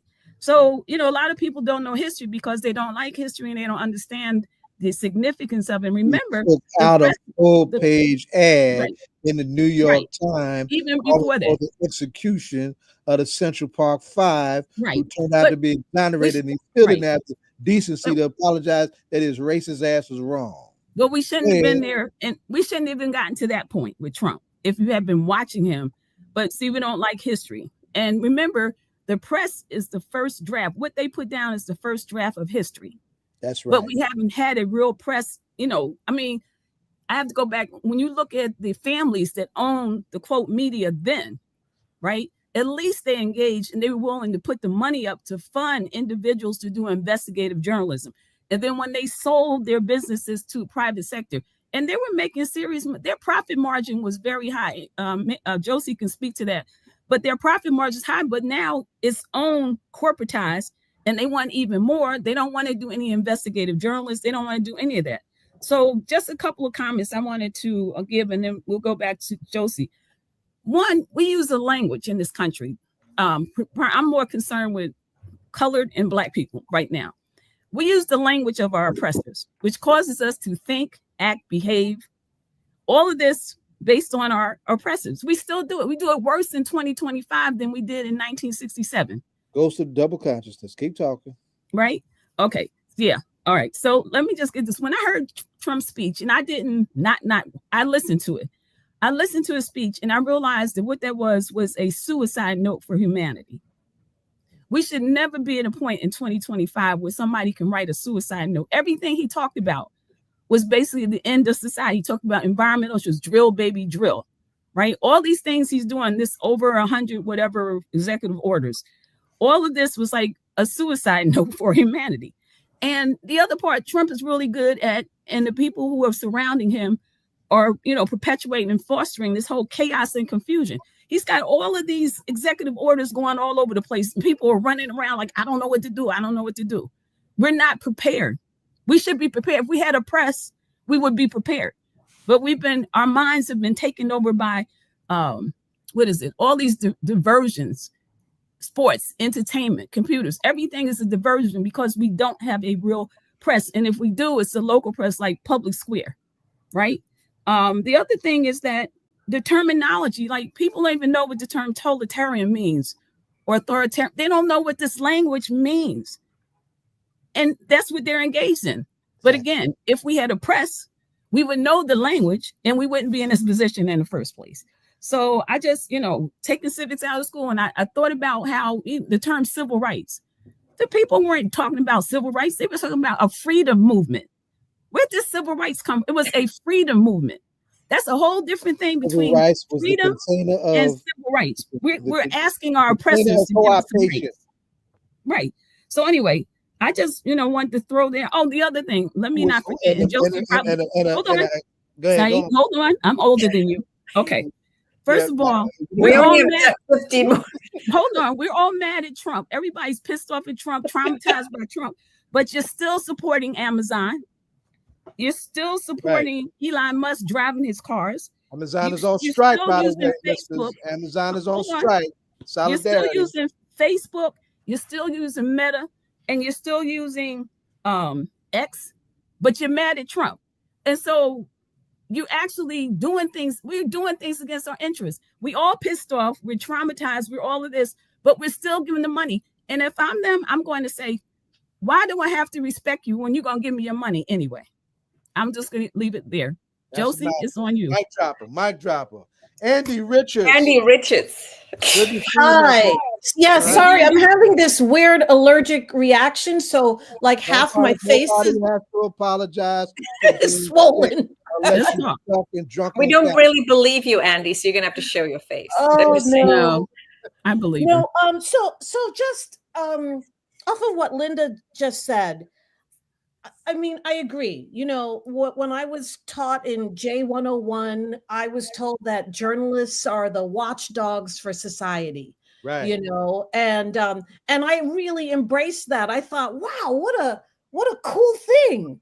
And and then you learn that that's not always the case, or you're not in a position to do that unless you want to be poor and unheard, you know. They're So locked up like the Umi Abu Jamal. capitalism really works against having a true press too, because you know journalists, many of the journalists that I know are try to be pure in their work, but there are restraints placed on us because of corporate relationships, like you said, the corporatization of the press. You know, it used to be family owned businesses, and now it's they have this is just one part of their package. You know, they might have a car dealership and you know a furniture store or something. So that's the way it's set up now, and it's not as easy or desirable, right, to report everything. I'm not saying that people are lying to people, but you know, it might be easier to do like a top 10 list of you know the best pizza places, you know, rather than talk about why there's always you know a no bill on these police brutality cases, right? So we get into that quagmire, but Josie and I were talking a couple days ago, and she said, you know, Trump's going to be great, you know, for journalism, and I was like, and he's going to inspire massive amounts of money in journalism. That's correct. you know, and I hope you're right, and I hope that we get it. That's the question. Where's it going to go? It's because right now I see it as the press being very reactive. You know, when we do need the deep think pieces and things like totalitarianism defined for us and explained in examples from history to show us what that looks like, and so we can see that this is what is happening here. You know, I mean, a recommendation I make to the audience is to make sure you get your information from multiple sources, you know, and that means also going to foreign press outlets, independent news like Public Square Amplified, you know, check into you know what is the name of is it the Haitian Times, Josie, if you care about what's happening in Haiti from a Haitian perspective. There's the Haitian there's I mean we could certainly share with Baba Zaid a list of sort of outstanding organizations people should get their news from the Haitian Times to African Stream. And I don't know if the audience knows African Stream, and African Stream is sort of what has happened to African Stream is sort of emblematic of the ways in which even corporate media and because of course corporate media aligned with the financialized capital markets, aligned with think tanks, go after independent news organizations. And even Anthony Blinken has gone after African Stream. I would suggest that everyone check them out. They cover Africa, they cover the Caribbean, they cover climate change, they cover politics, they cover a variety of things. And I want folks to also understand that journalism is by nature an extractive process. And so we struggle against, or not struggle against, but rather the attempt by independent media is to decolonize journalism, to decolonize ways in which stories are constructed. So, and when we talk about family businesses, we're also talking about, businesses at a time when it was a struggle for Black people to own, businesses, right? The Black press, and I wish Todd Stephen Bowers was here because he has an extensive history on the Black press. But understanding what happened to the Black press and the decimation of the Black press, Black news organizations across this country are struggling. We're seeing an expansion of white-owned small news organizations popping up. Large organizations are contracting editors and reporters are forming their own entities, and we're seeing an expansion of it. What we should be concerned about is how we are supporting and shoring up independent news organizations that are not colonizing spaces for stories of the oppressed, of working class people, of students and of activists. For example, right, there is, Al Sharpton's launched, I think, a boycott on companies that are slashing DEI jobs. And let me just say, it would have been great if Al Sharpton was cutting ties or leading a boycott on Amazon, where shift workers are working under deplorable conditions. And Amazon owns the Washington Post. And when you see these intersections and we wonder, so why are we fighting? Why is now the time to fight against DEI initiatives? When are we going to connect DEI initiatives to working class struggles, to immigration struggles? These are all interconnected, but they're being sort of presented and curated for us through social and economic stratification, and that's a challenge. And so when Linda talks about civics and history, we've had a long gutting of public education, and that's been decades and decades in post the 1960s. And Gerald Horne talks about this. We negotiated Brown v. Board of Ed to get integration with internationalism, right? So we negotiated that. Integration got us a transformation of our school systems that have been gutted over time. Our cities have been sort of pushed to the margins, divested. These things matter because having journalism to cover those stories, we don't get those stories, right? But these situations matter. What's happening? There should be 20 organizations in New Jersey covering immigration. There should be 20 organizations covering what's happening on education, or 50. We've got 145 non-white, or what we call ethnic media, I like to call us Black press, organizations, outlets.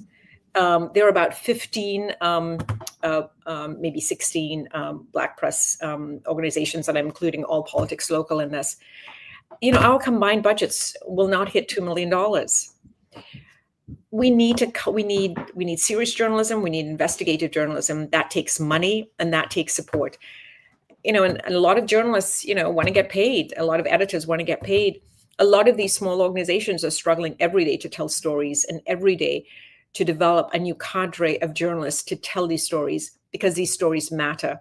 And remember, you want to tell your own story. You want to have control over your own story. So there's so much tension in the way in which stories are constructed, how journalism is funded. And again, so much money is going to be will be pumped into journalism. And I'm hoping that independent media will survive, will be able to tell stories over these next 4 years. Well, let's wind the conversation with that thought. Yeah, as a revolutionary in the Panther tradition, one thing Kwame always said: you can never leave the people without not just an analysis, but an inspiration. You got to believe this stuff, and you got to share that with them. What do we need to do now to navigate this moment so we come out on the other side, not the victims and the losers and being vanquished by these forces, but having done our job of documenting what the people have done to get us through this? But it's a way to wind us up, because which way forward? That way, straight ahead. I would just jump in for a second, and then we can move to Mr. Richards or Josie. But one of the things is that radio has been really important in terms of the mega evolution. They are not giving up on radio. That's the first thing. People think radio is dead, but they were very effective in using radio. Well, worse, particularly in the 80s. Even now. The second thing is that incremental buildup. Right. But the other thing is people fail to realize is that, and I always talk about the Egyptians, we wouldn't know about them if they hadn't written things on paper. Right. And I know the technology, everybody's fed into that. But things in writing, and Josie and I had a conversation yesterday with another member of Public Square about things on paper, because they're collecting everything that you do on technology. Mm-hmm. And now you have people that you may not want to have all the stuff you put, your heart rate, your blood pressure, because you're walking around with these watches on. They're collecting everything. And already most of them had military contracts in the first place. And now what are they going to do with the information about your heart rate in your blood pressure and everything else that you've done on these devices that you have given up to them. In addition to the fact, although you're mad at Trump, you're still supporting the people who have given him this money in the first place. So I think one of the things we do not forget about radio, and we don't forget about the paper, because again, there's a whole lot we wouldn't know about Egypt if they hadn't put stuff on papyrus paper. So, or the Chinese, 7,500 years, and we still know about them because they wrote it down. And so we can't forget about these things, and we need to leave a history, because we know that technology changes all the time, but we may lose things along the way. So we need to have a backup. So paper becomes the backup. Radio becomes the backup. Go ahead, Josie. I'll let Andy go, and then I'll end. Okay. And then we're going to ask you the $1 million question.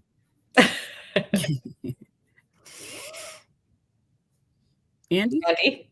Yeah, go ahead. Go ahead, Andy. She muted herself. Go ahead, Josie. And then she... Yeah. Well, yeah, I mean, I certainly think we have to come back to the table and talk about AI and our love affair and our romantic relationship with AI. The ways in which social media has become sort of a central hub in the way in which we engage in society, the way in which we engage with each other, the way we transmit information. And so we have to talk more about ways in which AI will be used to co-opt our voices and co-opt our stories and curate those stories back to us in ways that deepen propaganda, suppression of information, misinformation, and disinformation. Both are different, right? Misinformation is different from disinformation. So we should come back and talk about AI and the role of AI going forward, and where that leaves independent media, where that leaves local media, because the tension is the competition with other newsrooms that are incorporating AI, and so they are producing. I have newsrooms saying, Josie, we love what you guys are doing, but really your stories are over 700 words. It's too long for us to read. So we're being trained to absorb bits of information rather than understanding historical context. And so what we're attempting to do, and what I hope will come back and speak more about, is emancipatory journalism, the role of AI in continuing the colonization of who we are and our ideas and our struggle and resistance and our stories. So thank you. Speaking of emancipatory journalism, I come out of traditions that produced independent Black press. We are now in the centennial of Malcolm X. Folks need to remember that it was Malcolm who launched Muhammad Speaks for the Nation of Islam, right? And the Black Panther newspaper, both sold right on the streets, run cooperatively, right, and turned heads all over the world, right? So we have traditions and shoulders that we can stand on. And you mentioned Ida B. Wells and Frederick Douglass. Folks forget about their papers. Yes, exactly. Yes. Right? Ida B. Wells, why I'm not talking about Ida B. Wells as the Black mother of investigative journalism, because that's what she was. That's what she was.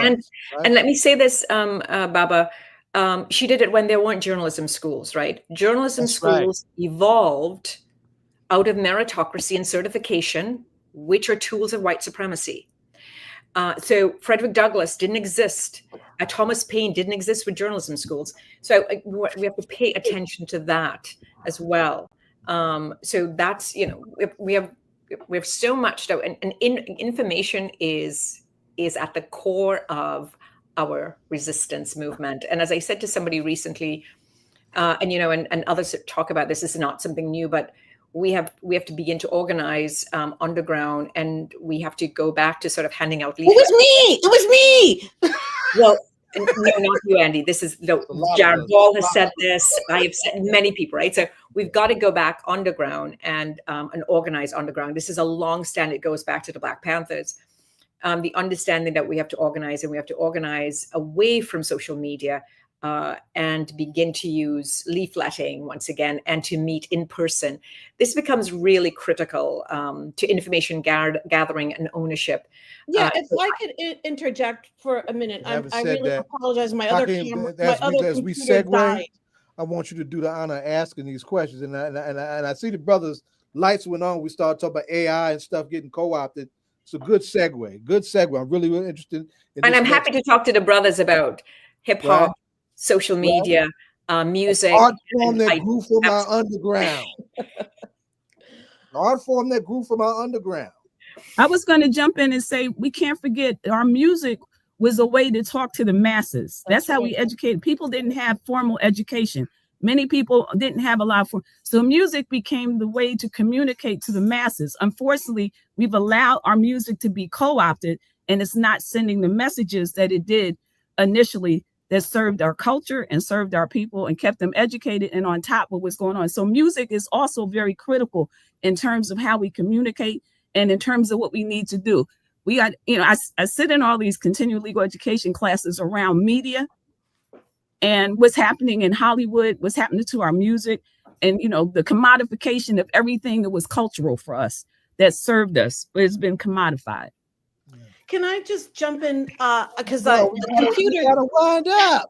The computer died. Okay. I just want to make a point about the print, though, because I have always been preaching about the importance of print. And I think it's something that we're going to go back to. I tell people this all the time. Josie and I are going to be on bicycles in little black unitards throwing papers at your door. Absolutely. But whether we are doing that or we are digital, we need support. I don't know if this was said while I was trying to thank you, Andy. But you have to support. I mean, do what you can. If everyone did what they could, we could give you better journalism. We could get these young people inspired. Everyone has to eat. I mean, Andy, can you tell them how much journalists, freelance journalists, are paid for a story? $50 by Tap Into. Maybe $125. Journalists work really hard and they get absolutely no money. There's some journalists that are charging $1,000, right? But Andy, go ahead. That's excellent. Yes, tell them. Yeah, no. So if you contribute, if you make a $5 monthly, donation to Public Square Amplified or the independent news outlet of your choice, support people with your money, and then you're a stakeholder. Write to us and say, hey, we want to know what's happening with the water in Newark. We want to know what's happening in the Ironbound, or in Asbury Park, like we were just learning about earlier with the police. So if we have the money to build the infrastructure, right, then we can go out and really do our jobs, and we will serve you the best that we can in the moment. That's what we need moving. That is the going out. Please diversify what you're reading. Yeah. Okay. All right. So can we get to that $1 million question? Yes, sir. Okay, this is Hakim Green, 24 hours apiece. Channel live and direct. Newark's official hip hop ambassador. Yes, sir. Ladies, what serves as your soundtrack? What hip hop artists are you listening to get you through this important work that you're involved in? I'm really with Dead Prez. What side are you on? And I know people, that's what we have to decide. Are we for a we, the collective, or are we for an I? Capitalism is an I, and it's foreign to our culture. So Dead Prez, what side are you on? I play it for my students, and I tell my students, don't believe anything I say, do your own homework. But I start my class, political science, government, civics, with the what side are you on? Go ahead, Professor Carter. Love that. We love that. Josie, how about you? What hip hop artists? It doesn't have to be a hip hop artist, because there's some important voices from our legacy that speaks truth to power, that inspired hip hop. You didn't give me that option. Let me get you. But Dead Prez is right and exact though. So yeah, that was a great answer. When I there are certain people that when I and Linda knows this, right? And I'm Caribbean, so I have a particular connection to certain artists, and but when we talk about hip hop, when we think about hip hop, and I think about what I'm interested in politically. Low-key's always been an artist that I followed for quite some time. So Low-key would be the person I would choose. Andy? Yeah, I'm so glad you modified the question. Michelle Ndegeocello. I adore her. Watched her grow up. Power right there. Very original Again, artist. I would have said, brother's going to work it out, because that's what I feel. We always going to work this out. That's right. Willie Hutch. So just to let you ladies know, since I am the hip hop ambassador, what am I listening to these days? Yeah. Yes. Attention is a Drug by my brother Tash from the Alkaholiks is in the building. Here we go. The shift has come. That's right. Attention is a drug as we talk about social media and its influence and impact on us. What Green, I am going to invite you to have a conversation about the political and social construct of hip hop and the role it's played we have a speakers bureau that Andy Richards is developing for us, which is a group of Gen Z folks who we've had them on to talk about politics for a few times. They've been on All Politics Local. We're having them come back to talk about 100 days of the administration. We would certainly love to talk about music and about hip hop with them. They're 16 to 27. Absolutely. Thank you for the invitation. I'll be in the building. Thanks for the opportunity. Gotta go. It's been real. All right. Thank you. Good talk, my queens. Thank you. Bye-bye. Good night. Night. Hakeem, bring the hitters in. Let them get down. Baba Zaid, we have the one and only Tash from the Licks, a good friend of mine, been down with the Channel Live crew for like 30 some odd years. Like we came into the music industry kind of. Clock is ticking. Yeah, he's an elder actually in terms of the industry. He's opened up the doors to that real hip hop. It's like, I don't know if I ever told him this, but like King T and the Licks was like really the first West Coast hip hop group that I really latched onto. And, by the time the Licks hit the building, I was like just the hugest fan. And, it's my dog right here, Tash from the Alkaholiks. And he has his producer, See For Yourself, who's doing some wonderful work around hip hop support for the devastating LA fire. So we have them in the building. Wow. Yes, sir. Can y'all hear me? Loaded. Yeah. Right up. Yes, sir. Wait a minute. Did you just call me your elder? Is that what you said? Well, Yes. Yeah. Strong words. Hey, bro, when y'all drop 21 and older. I'm about 2 years older than you. I ain't your elder. But 21 and over is 3 years before station identification. So you was 94. No, we came out the album dropped in 95. Madison dropped in 94. So you guys dropped in 92, right? 92, 93? No, we dropped in 93. Yep.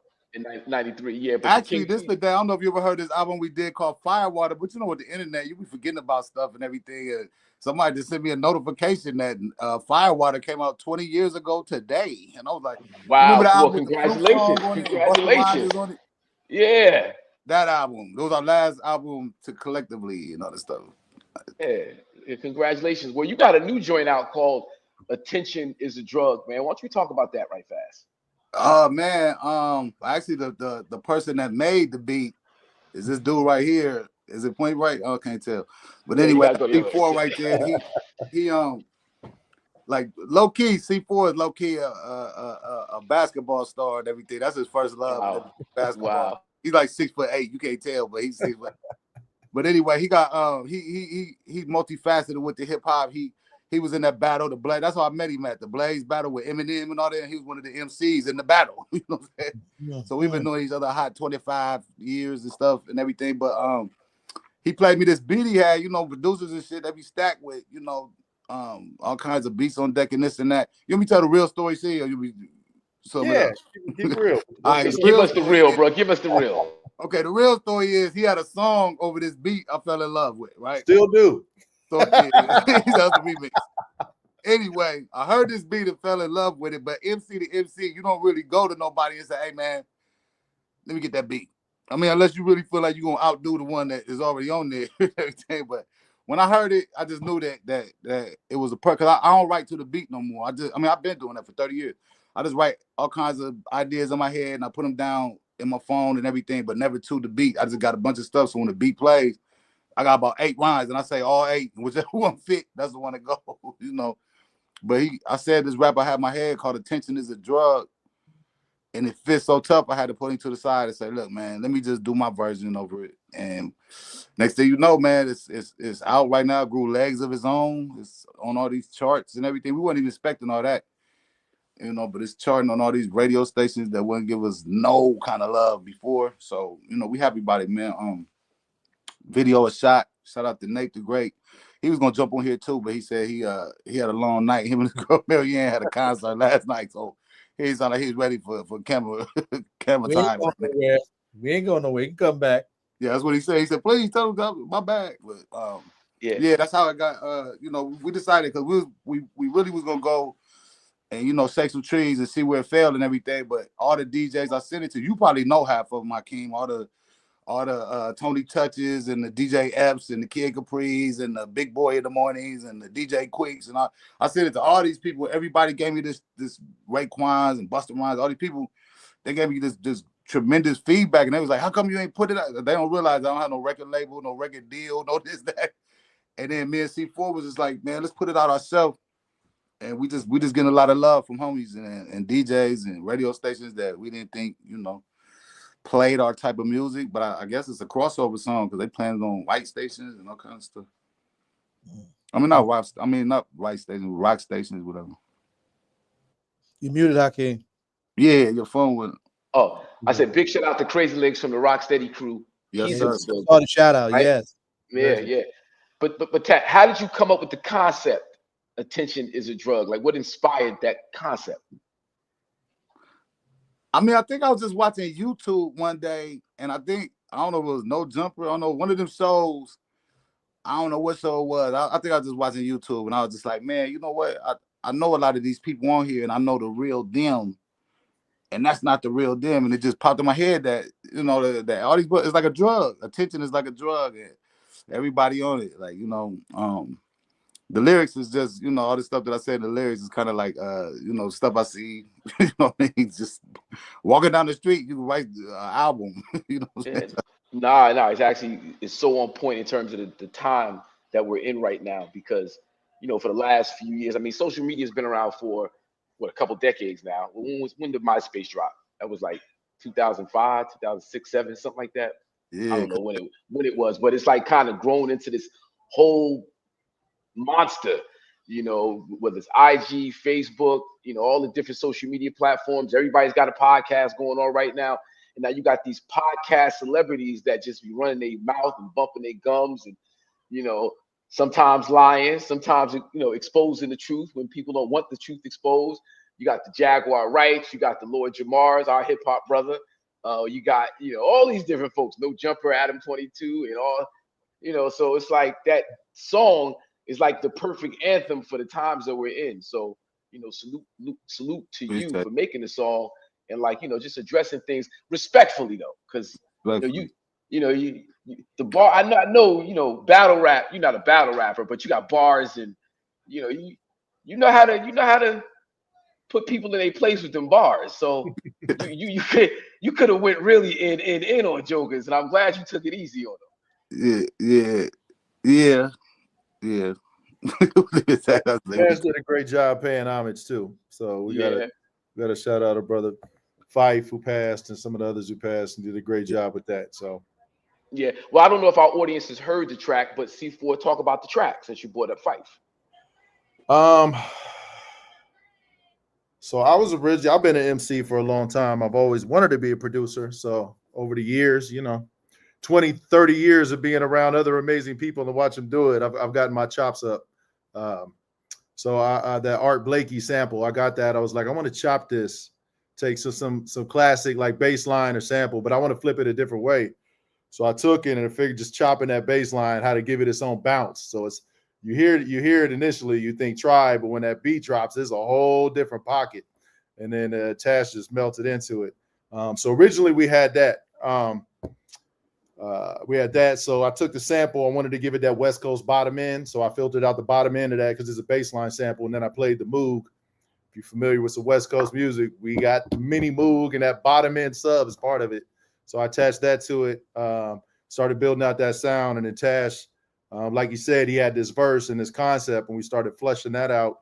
And once he told me attention is a drug, that's when I was like, ooh, I thought about David Bowie and the Fame sample. So I got that. That was a tough chop. If you know music theory, I don't want to get too musical. But one, I believe it's in A major, and then the other sample was A minor. Some minors will switch over to a major chord, but this one doesn't. It's just two different notes. So I had to pitch shift the whole thing and then find two different notes and shift that and just started chopping it. And that melted, and then I sent it to Tash, and that's when he started getting really excited. Like, oh, we got some, and it just started going from there. We kept bouncing ideas, and worked out the bridge, and it just came together. Tash kept like, ooh, let's pull this in.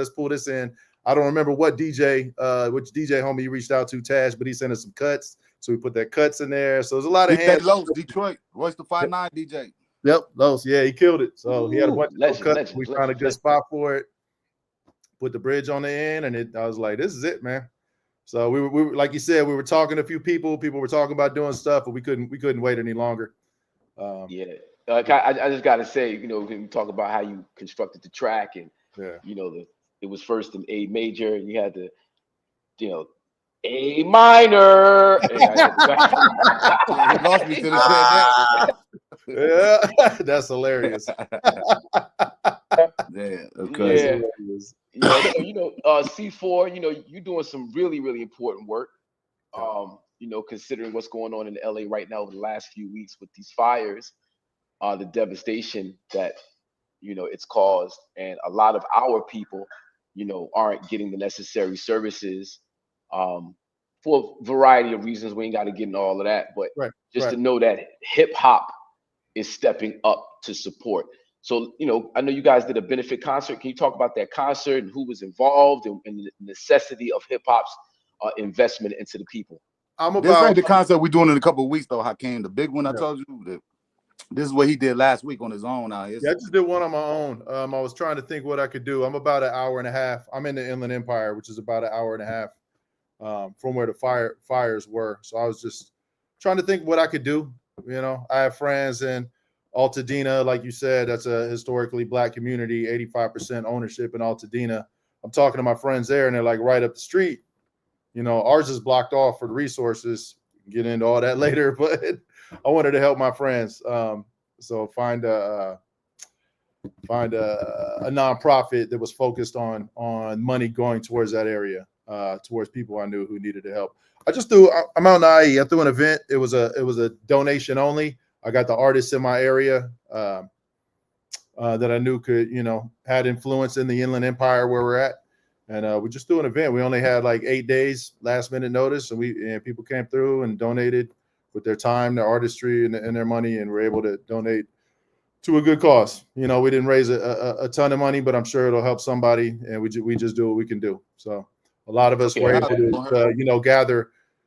gather food, water, clothes, things like that, and just the community did a great job getting everything over to everybody. We actually had a lot of those places say, stop bringing stuff, just come pick it up. We had, because people step up. Humanity steps up in these times, and they did. So I'm proud of LA and the surrounding areas. But I just wanted to raise some cash to help some people. So we do what we can do. Whatever we can do. Hey, Tash. No, I was saying prayers go out to. We knew about 5 or 6 people that lost it. You know what I mean? So prayers go out to Madlib and his family. Yep. Stacy and her family. I mean, not Stacy. I'm tripping. Nakia and her family. Madlib. Broadway. DJ Broadway. Yeah, DJ Broadway, of course. And too many to name and everybody. We send our prayers. It's crazier than it looks on TV. You know what I'm saying? Yeah. There's a lot of people. I don't know if y'all familiar, like State Farm. They cut their fire insurance 6 months ago. So there were some people I know that didn't switch over. They had valuable land out there, but people ain't necessarily got money. It's $800,000 property, but they still owe $200,000 on it. and they're not gonna get nothing. So now they just owe $200,000 that they're still responsible for the mortgage for a piece of dirt with some slab on it. Like, it's tough.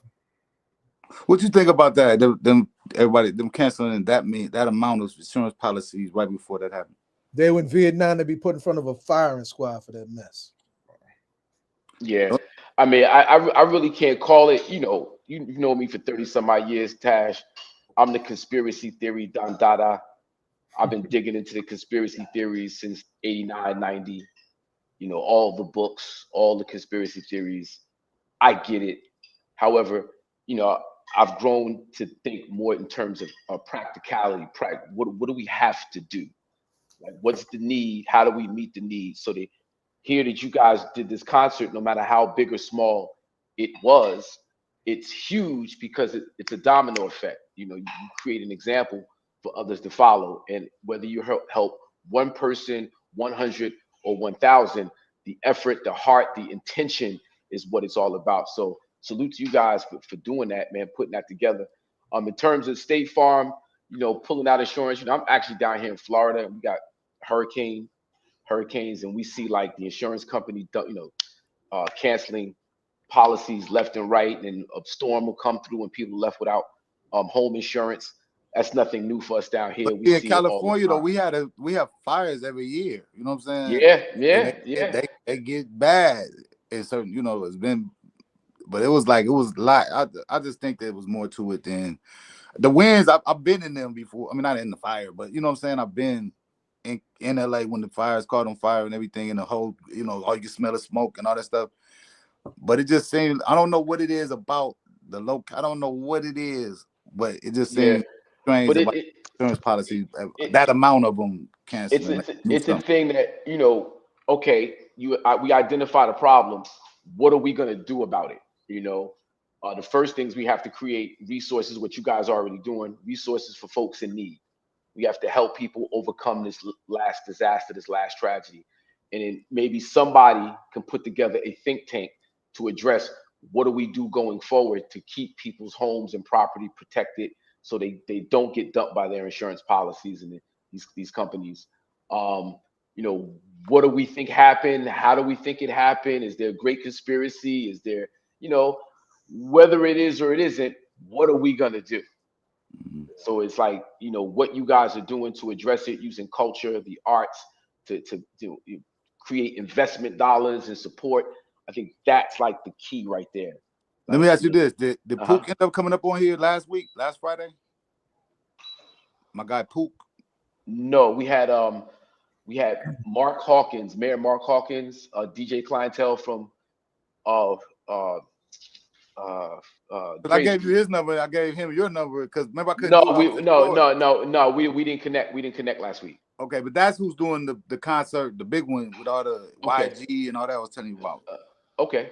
But yeah, well, we should big that up. You know, in the upcoming weeks as we get closer, maybe have some folks come on and talk specifically about that and big that up and promote that. And then guys can let us know how, you know, East Coast and wherever we are on this platform, how we can help and contribute, whether there's a nonprofit we should be donating to, sending money, cash, you know, perishable goods, clothing, however we can support. Use this platform to help you get the word out and get that support that's needed because, you know, like Dead Prez said, it's bigger than hip hop, right? And though, you know, we coalesce around hip hop, we organize using hip hop culture. The issues that we face is much, much bigger than hip hop. And I also want to say, see for yourself, C4, you know, seeing our white brothers and sisters touch down with the Black and brown communities that need the help is super, super important because a lot of times we get caught up into racial divides and culture divides when that's not really the case. It's all of us coming together to help all of us, and that will inspire more of us to help those in need, irregardless of color, you know, racial background, religion, so forth and so on. Absolutely. Racism gonna end when the aliens show up. So, you know what? I still don't think that's gonna stop racism. I know. I'll just be a silly. Yeah, I know. Yeah. It's just unfortunate. You know, it's so many deep. They're not gonna care. They're not going to care, but the powers that be will use every tool they can to keep us divided because our unity is what keeps them in power. I mean, our disunity is what keeps them in power. Absolutely. Bob Zaid, you might want to jump in. No, you just said it. This is the time for the politics of the united front. You just said it. You was right on point. Mm-hmm. Yeah, yes, sir. So where do we go from here? Two-part question. Where do we go from here in terms of the music that you're working on, Tash and C4, and where do we go from here in terms of these efforts combating the fallout of these fires? Tash, you first. What was the first question? Where we go from here with the music? I got enough songs for like 5 albums and everything. C4 and my man Nate the Great is gonna hold down the majority of the production. And then I'm I got E Swift and a couple other cats and everything on it. But basically I'm just looking forward to pumping this Tension is a Drug single, and then we're gonna do this remix produced by C4 called, what we calling it again? Oh, it's gonna be called A Tribe Called West. Like, and we getting all West Coast rappers to rap over Tribe beat, and it's gonna be a remix to Attention is a Drug. And then summertime, I'm gonna slap them with a hoe. I'm going on this little tour too. Shout out to the UK and Germany and all these places that's about to have me. Yeah, if you need to open act, let your boy know. But A Tribe Called West. You be too busy for me. You be in the gym half the time, then the other time you gotta saving people like Superman and shit. Like, but A Tribe Called West. Yes. Might turn it into a group. I'm seeing that right there. Y'all hit that out the park, bro. That's an instant. Everybody's gonna be, what they come with? All West Coast artists over Tribe beats. Yeah. I might do an EP and just leave it like that. I told you got Q-Tip number. I need Q-Tip number. I don't even know. Yeah, we need to I did that song. The Attention is a Drug. The first day I got it from C4 mastered and all that shit, the first person I sent it to was Jerobi. That was the first person. And I said, Jerobi, you like it? He's like, dude, this fire. And da-da-da-da. Gave me all the fire emojis. And we talked this shit and all this. But he still ain't let me know if Q-Tip heard it. That's why I need so, this shit goes nowhere. But that's I'll be told I've never had a strong relationship with Q-Tip. My brother always respect when I see him, but I can't say that I got the direct. Jerobi got the direct. If Jerobi don't connect you, it's probably gonna be hard, bro. They put us on our first tour, Fife and Q-Tip or De La Soul. One of them requested us, and we was tripping like, damn, we don't even know them, but we was all big fans of Native Tongues and all that stuff. So we went on the tour and became friends and bonded, just like me and you, Hakim. We met some hip hop shit 30 years ago, But a lot of people don't know that Q-Tip had a lot to do with the 21 and Over album. People say that's our classic album and stuff, even though that ain't my favorite album by us, but it's our first, so I guess so. But what is your favorite album? I like the second one. I mean, they all like Liquidation for me. I like certain songs on different ones. Liquidation was I ain't big on, but Liquidation was tight. I mean, I don't know. But what I was saying was that this is a hip hop fun fact, right quick. You got 2 seconds? Yeah, we got more than 2 seconds. Let's go. Nah, what I was saying was like Q-Tip was there when we was recording. I'm tripping, not this first album, the second album. That's where he has a big part in the Liquidation. I mean, the Coast to Coast album, because we recorded this song with Eric Sherman, and we had you ever heard the All the Way Live on the second album, the one with Q-Tip on it? Mm-hmm. It was like Eric Sherman, he produced and rapped on it and this and that. And then he got back to New York, and right before the album was about to come out, he called us and said, hey, man, y'all can't use that rap. And we was like, why not? He said, because I used it on my album. Like that.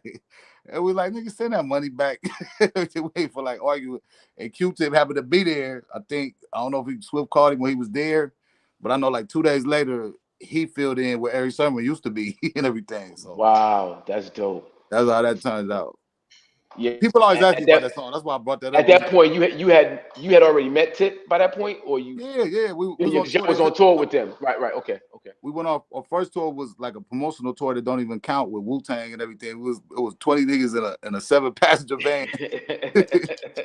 Everybody pissed off the whole trip, but we was having a ball though.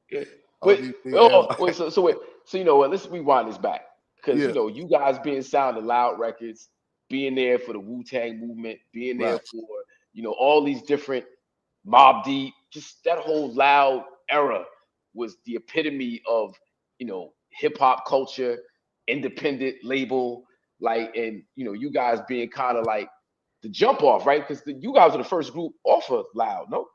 Not true, but kind of. We was the first one to make some noise. You know got you. We'll talk about that. How'd you guys hook up with the Loud Records crew, and how'd that whole thing come together? The Loud thing that came together. That came together by a guy named that we used to know. Matter of fact, we knew him from Broadway, we just said house burnt down and cars and everything, studio and all kind of stuff. But anyway, Broadway was a homeboy first and everything. But he had a friend of his named Fabian Duvernay. We called him Faye, and Faye was Steve Rifkin's best friend. He worked at Loud, and before us, they had Twister. Like Twister was the sign artist to Loud, and then it didn't work out. I don't even know if he put out a record or not, but he wanted to do something else, and they was like, all right, cool, and everything. So technically, we ain't the first. And Madcap, that was another group. So we used to go to their studio sessions in Pasadena. Madcap, Broadway. It was Broadway's group, matter of fact, and we put our input into them making their album. And then we had this demo tape with me and J-Roll and King T on it and this and that, and we just had it on deck like a cassette tape. And we went to the studio. We wanted to play it for Faye, and he told us to wait till the end of the night after the, because Loud was paying for the studio session. So he said, wait till the end of the night. We ain't got time. And we waited till the end of the night, and he cranked the demo tape. And basically, he told us that was the most incredible West Coast shit he ever heard. And he took it to Steve Rifkin.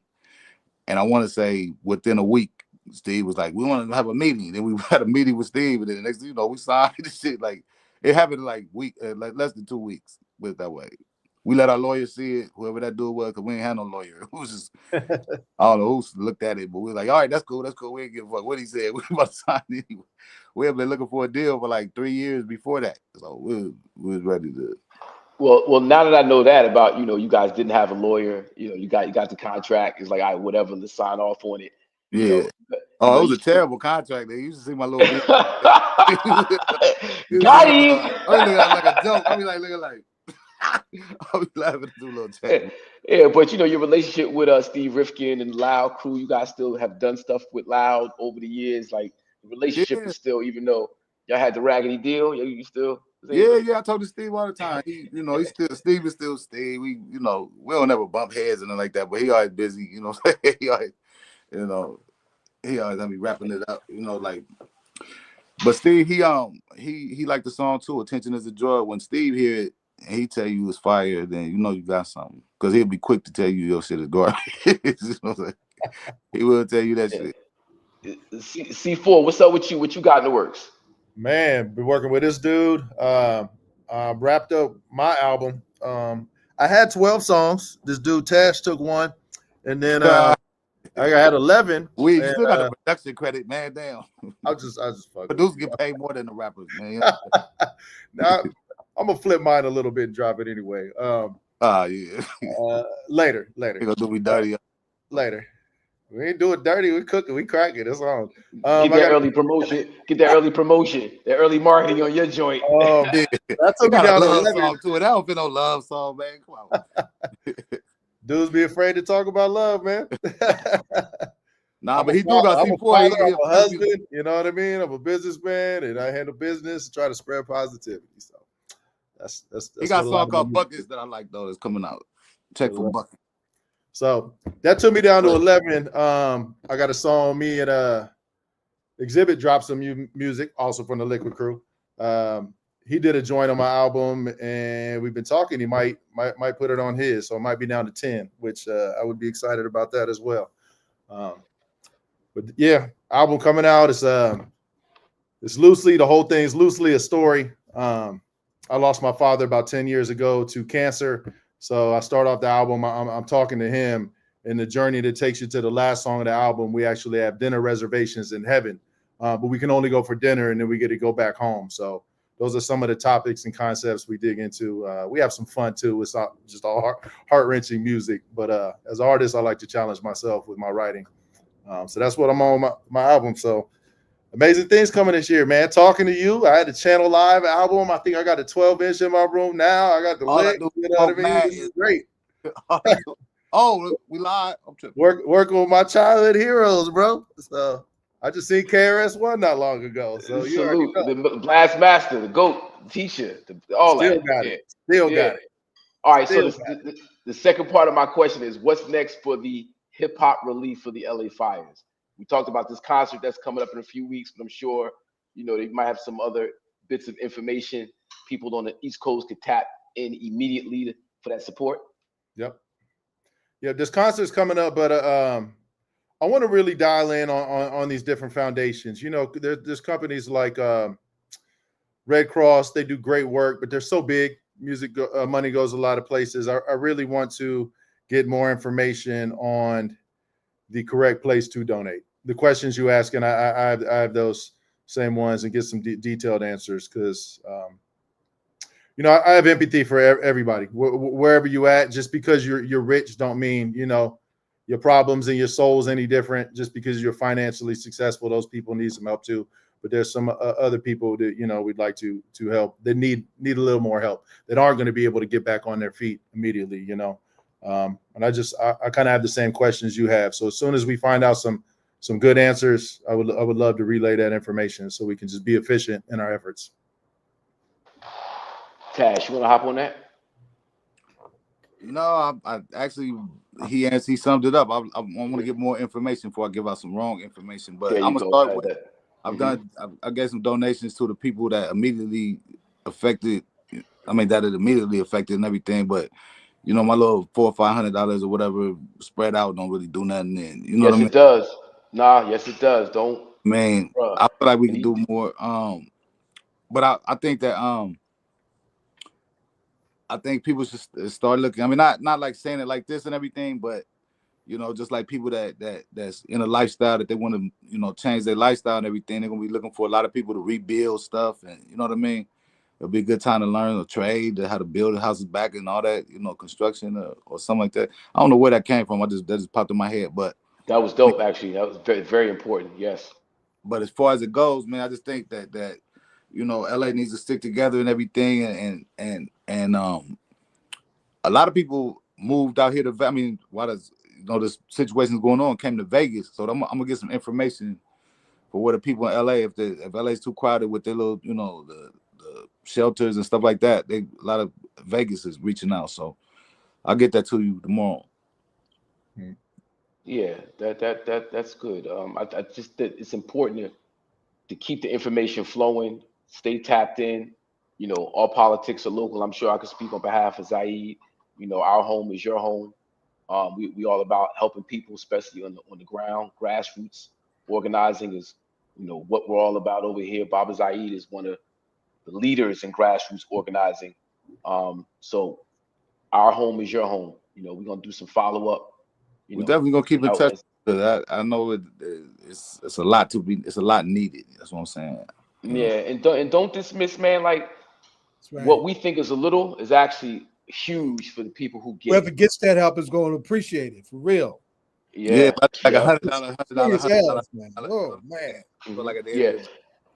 Yeah, and not that LA's that different from the rest of the country in terms of the homeless problem. Newark, New Jersey has its homeless issue. I'm down here in South Florida. We have our homeless issue. Chicago, Detroit. But we kind of more aware of the homeless problem in LA because of the Staples Center and the conversation around that.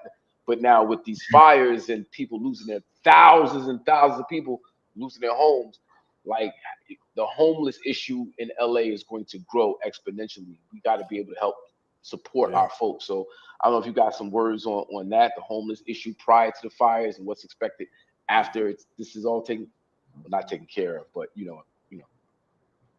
I mean, homelessness is everywhere, man. It's homelessness confuses me sometimes because it's good people with bad habits. You know what I'm saying? I don't know how to say it. Like I don't really know what to say, man, with the homeless situation, because it's so out of control in Vegas. It's like they got a little city just like LA does and everything, and you want to help them, but it's the resources, man. Like Yeah, Oh. it's we know people are dealing with drug addiction, indigent communities, whatever people are going through Health that got them challenges. to where that got them to where they are, right? But Mm. it could be as much as your home insurance got canceled and a fire went through and now the pressure of trying to deal with your family, your children, the wife, the husband, whatever is a lot, and you burn out, You you break. black out, you break. It's not always about drugs and alcohol. It's not always about you shiftless, lazy, and you don't want to do nothing. Sometimes this life throws you a curve and you can't catch it. Right. So the I've empathy of lost those. house before. It'll mess you up. Yeah. Oh yeah. Oh It'll yeah. mess your Somebody head up. stole my card. I thought I was on one. Like Yeah. on the real, man. Not, What do you think? What do mhm. you think? Because I don't want to. I don't want to. I don't want to Yeah. sound No. unknowledgeable. We Whatever. we do. So we've been doing 24 hours apiece. I've told you about 24 hours apiece. C4 Yeah. is a festival that we do in Newark, New Jersey every year since 2010. It's a 24-hour peace festival. It was co-created by myself, Newark Anti-Violence Coalition, the current mayor of Newark, New Jersey, Ras Baraka, when he was Southward councilman. And it was, something to use hip hop culture to fight back violence and crime.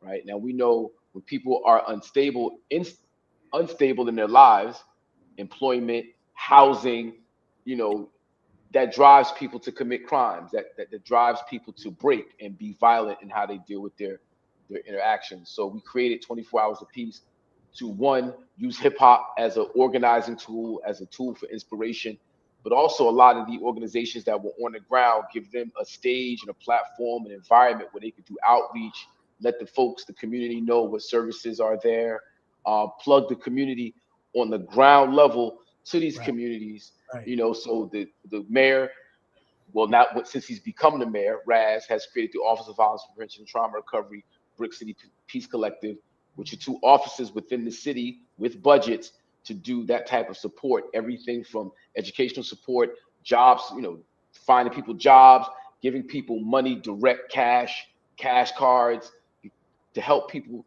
overcome these hardships in their life. Um, Using hip hop to do the work that you guys are doing to create that support system, give people a platform to. I mean, we got each one reach one, each one teach one. That's what hip hop is all about. Going forward, especially with the current state of politics and government in this country, it's going to be even more necessary for folks like us, cultural leaders, to organize, come together, create these platforms, create these environments where we can do this grassroots work. So that's what I have to say to it. Like the homeless problem in California, in LA, and around the country is only going to get worse, unfortunately. So we have to be there for each other in any little way that we can. If every individual did just a little bit, we'd have so much. We should stop depending on individuals to do everything, and we all pick up a shovel, a hammer, symbolically, and do a little bit, and we can accomplish a lot. That's awesome work, man. I don't know what it is about Newark, but ever since like COVID, I've been meeting people. I met this cat Big Seven, and through him, like Redman, and then Do It All Do, who I found Oh, out as a you know it, councilman. councilman. That's Lost my council. brother. Yeah, Right. it just everybody's just doing work out there. So I just keep I keep meeting more and more people just from Newark. I was like, man, I feel like I'm supposed to go to this place and do something. So I Yeah, don't know. well, This 24 hours is apiece is very going down. coincidental. So 24 hours apiece is scheduled for August 22nd and 23rd of this year. hey. We're putting together now. I'm gonna send you some music, some content that represents what 24 hours apiece is all about. And we have everybody from KRS-One, Fat Joe, Talib, Queen Latifah, Styles P, Jadakiss, Beanie, Freeway, P&B Rocks before he passed, rest in peace. Fabio Foreign, G Herbo, the Baddies, Maya. I mean, it's too Tash many and people. C4. I said no alcoholics. What kind of friend is this, man? Don't play for my name, man. Ain't never come. No, What you doing over here? we was waiting for What I'm doing on the 2025. show, man. No, we was waiting for 2025. Not one of them people you named been on this show, man. Hey, but That's right. hey, but You on know, a side note, hey, Haqq, on a side note, you doing the basketball thing still? The basketball for yeah. peace thing? Because Basketball is life. C4 got connections with the Clippers. He did the Clippers theme song for the halftime show and all that. Right. Like that's him rapping on the NBA games and shit. All right. So with Tash offline, connect me and C4. So C4 using hip hop culture. I'm a former educator. I was a school teacher from 1990 to 94. Of course, I came up under KRS-One, Knowledge Reigns Supreme. So for me, it's all about using hip hop to elevate our people. Hip hop is not what we do, it's how we do it. So we can take hip hop culture and educate our young people. So I created a workshop series called Basketball as Life, using basketball as a teaching tool. These different strategies work on the basketball court. This is how you use them in an analogous, am I saying that right? As a metaphor. He got a song called Buckets. You got to hear this. It fit what you saying. See, in real life fit what you saying. Scenarios, backdoor, what does it mean to go backdoor? 1-on-1, motion offense. How does that work in real life on the job or in the streets or whatever? How do you? So it's using basketball as a teaching tool for other life skills. And we have basketball. He talking about bucket list, but it fit what you saying though. We have Lyrics Matter with sometimes you got to go rebound and definitely get some assists. Yeah, there you go. Rebound, assists, all that. Yeah, exactly. So, helping young people look at what they're into, what they do every single day. This is how you take that skill set and apply it to other disciplines that are just as important as the game of basketball. So that's what that's about. Yeah, man. So I'm gonna share that offline, fill you in on a lot of the other things that I'm doing. I'm actually in the process of dropping a single called Disya, DSYA. Disya. It stands for Don't Sell Your Ass. What? A lot of people out there selling their ass right now. A lot of people out there buying an ass too, but that's a different story. That's another story. It is you. That's another story. But yeah, I'm still dropping joints. I dropped a project a couple years ago with Ron Lawrence called Aubrey, which is my middle name. No disrespect to Drake, ain't talking about him at all. We got KRS-One on there, Carl Thomas, CeeLo Green, Freeway, Tash fronted on me. He was supposed to hop on something and you that verse and you wasted it, man. That's what happened, man. I feel it, man. I just wrote a fireworks. He's trying to kick me off the song. During the COVID, this nigga want me to find a studio. I was like, they're all closed. I'm gonna send you the verse off my phone. And I sent it off my phone. And everybody else used it. It was a hard song, but it wasn't coming. No, actually, what you said was tell fire. Them the first if you can remember, what's the first lyric? What's the first line of Buckets? When you say, do you ever fall asleep and dream small? No. So go back. Not trying ball. Go back. I talked over it. Go ahead. Say it again. Do you ever fall asleep and dream small? No. So why in the world would I wake up and not try and ball? Why would I ever wait on the ref to make a call? I take charge, not charges. I wasn't raised to flop or fall. I did the work. So why would I lower expectations? Why would I climb a corporate ladder when I could build a corporation? Why would I make a master plan and not stick to the plot? Why would I shoot like Chef Curry and never take my shot? Why would I listen to critics when only I truly know me? Why would I expect anything less or more than what they owe me? Why would I not share information and empower my homies? Why would I build a solid circle just to allow in fakes and phonies? Anyway, y'all get the idea. Come on, bro. You got to keep that going. I mean, come on. Bars. Song's coming. Fire. Speak for yourself. That's why I said to fit what you were saying, though. Haqq about the buckets, though. See what Yeah. Nah, no doubt. No, the hookers go buckets. Some shit. Don't give too much. Don't give too much. Right now, attention is a drug. I'm a producer right now. I'll be a rapper. But I'm trying to hop on the remix of Buckets. And attention is a drug, but that's another story. You ain't from the West, man. And you ain't put me on the album when I sent you the verse. What I'm gonna do with that verse now, man? We was Florida, West Coast Capital. That don't count. Channel 9 was signed West Coast Capital. That don't count. You said what? I couldn't hear you. I said Channel Live was signed to West Coast Capital. We signed to Capitol Records, the West Coast office. Big shout out to Malik Levy. I'm gonna do an East Coast version of it too, though. It's gonna be something else. But Okay, let me know. You got my but I was really support. trying to keep West Coast artists on here. But bro, I got some other shit that I would be honored if you would jump on. Yeah, whatever you need, brother. You know I'm down. All right, that's what's up, man. Yeah. All right, so we 1 minute away from the wrap up. Got two hip hop artists in the building. Yes. Not rap artists, y'all. Hip hop artists. There's a stark difference. So that said, outside of Attention Is a Drug and anything Alkaholiks, anything Liquid Crew, and outside of anything C4 has done, what hip hop artist provides the soundtrack for the work that you guys do? What's your theme music these days? Well, shout out Junior Boy. Got an artist named Junior Boy, and he just dropped a song 2 days ago. And Junior Boy is definitely in my playlist. You know what I'm saying? Who else? I like Redman. Newark. We're gonna have to go to Newark. Yeah, Redman new album. Muddy Waters too is fire. Snoop and Dre album fire. That West is on fire right now. Light It Up, right? Y'all feeling that, right? That was the hottest joint on the album, right? Light It Up. I be mad these dudes don't be calling me for their albums, man. Well, you're not from Jersey. You ain't from Jersey. You're not from Jersey on that one. You ain't from Jersey. I'm gonna hit you like you hit me. You ain't from Jersey. Yeah. Hey, we making a hell of a weed song though. We gotta do a weed song. You know his history? Hey, C4, you know his history? Never mind. I know a Channel Live. Nah, he had a whole other thing going, but we're gonna talk about that off the air though. No, what's that? You can talk about what's that? Nah, you was the weed dude. You used to serve everybody. Everybody, weed is legal right now. Jersey, California is legal. We can talk no, about I thought it was a motherfucking politician show. I know it was a straight. I ain't even cuss while I was on here so far. Yeah, nah, you cussed a lot. We just I thought we was on the news, nigga.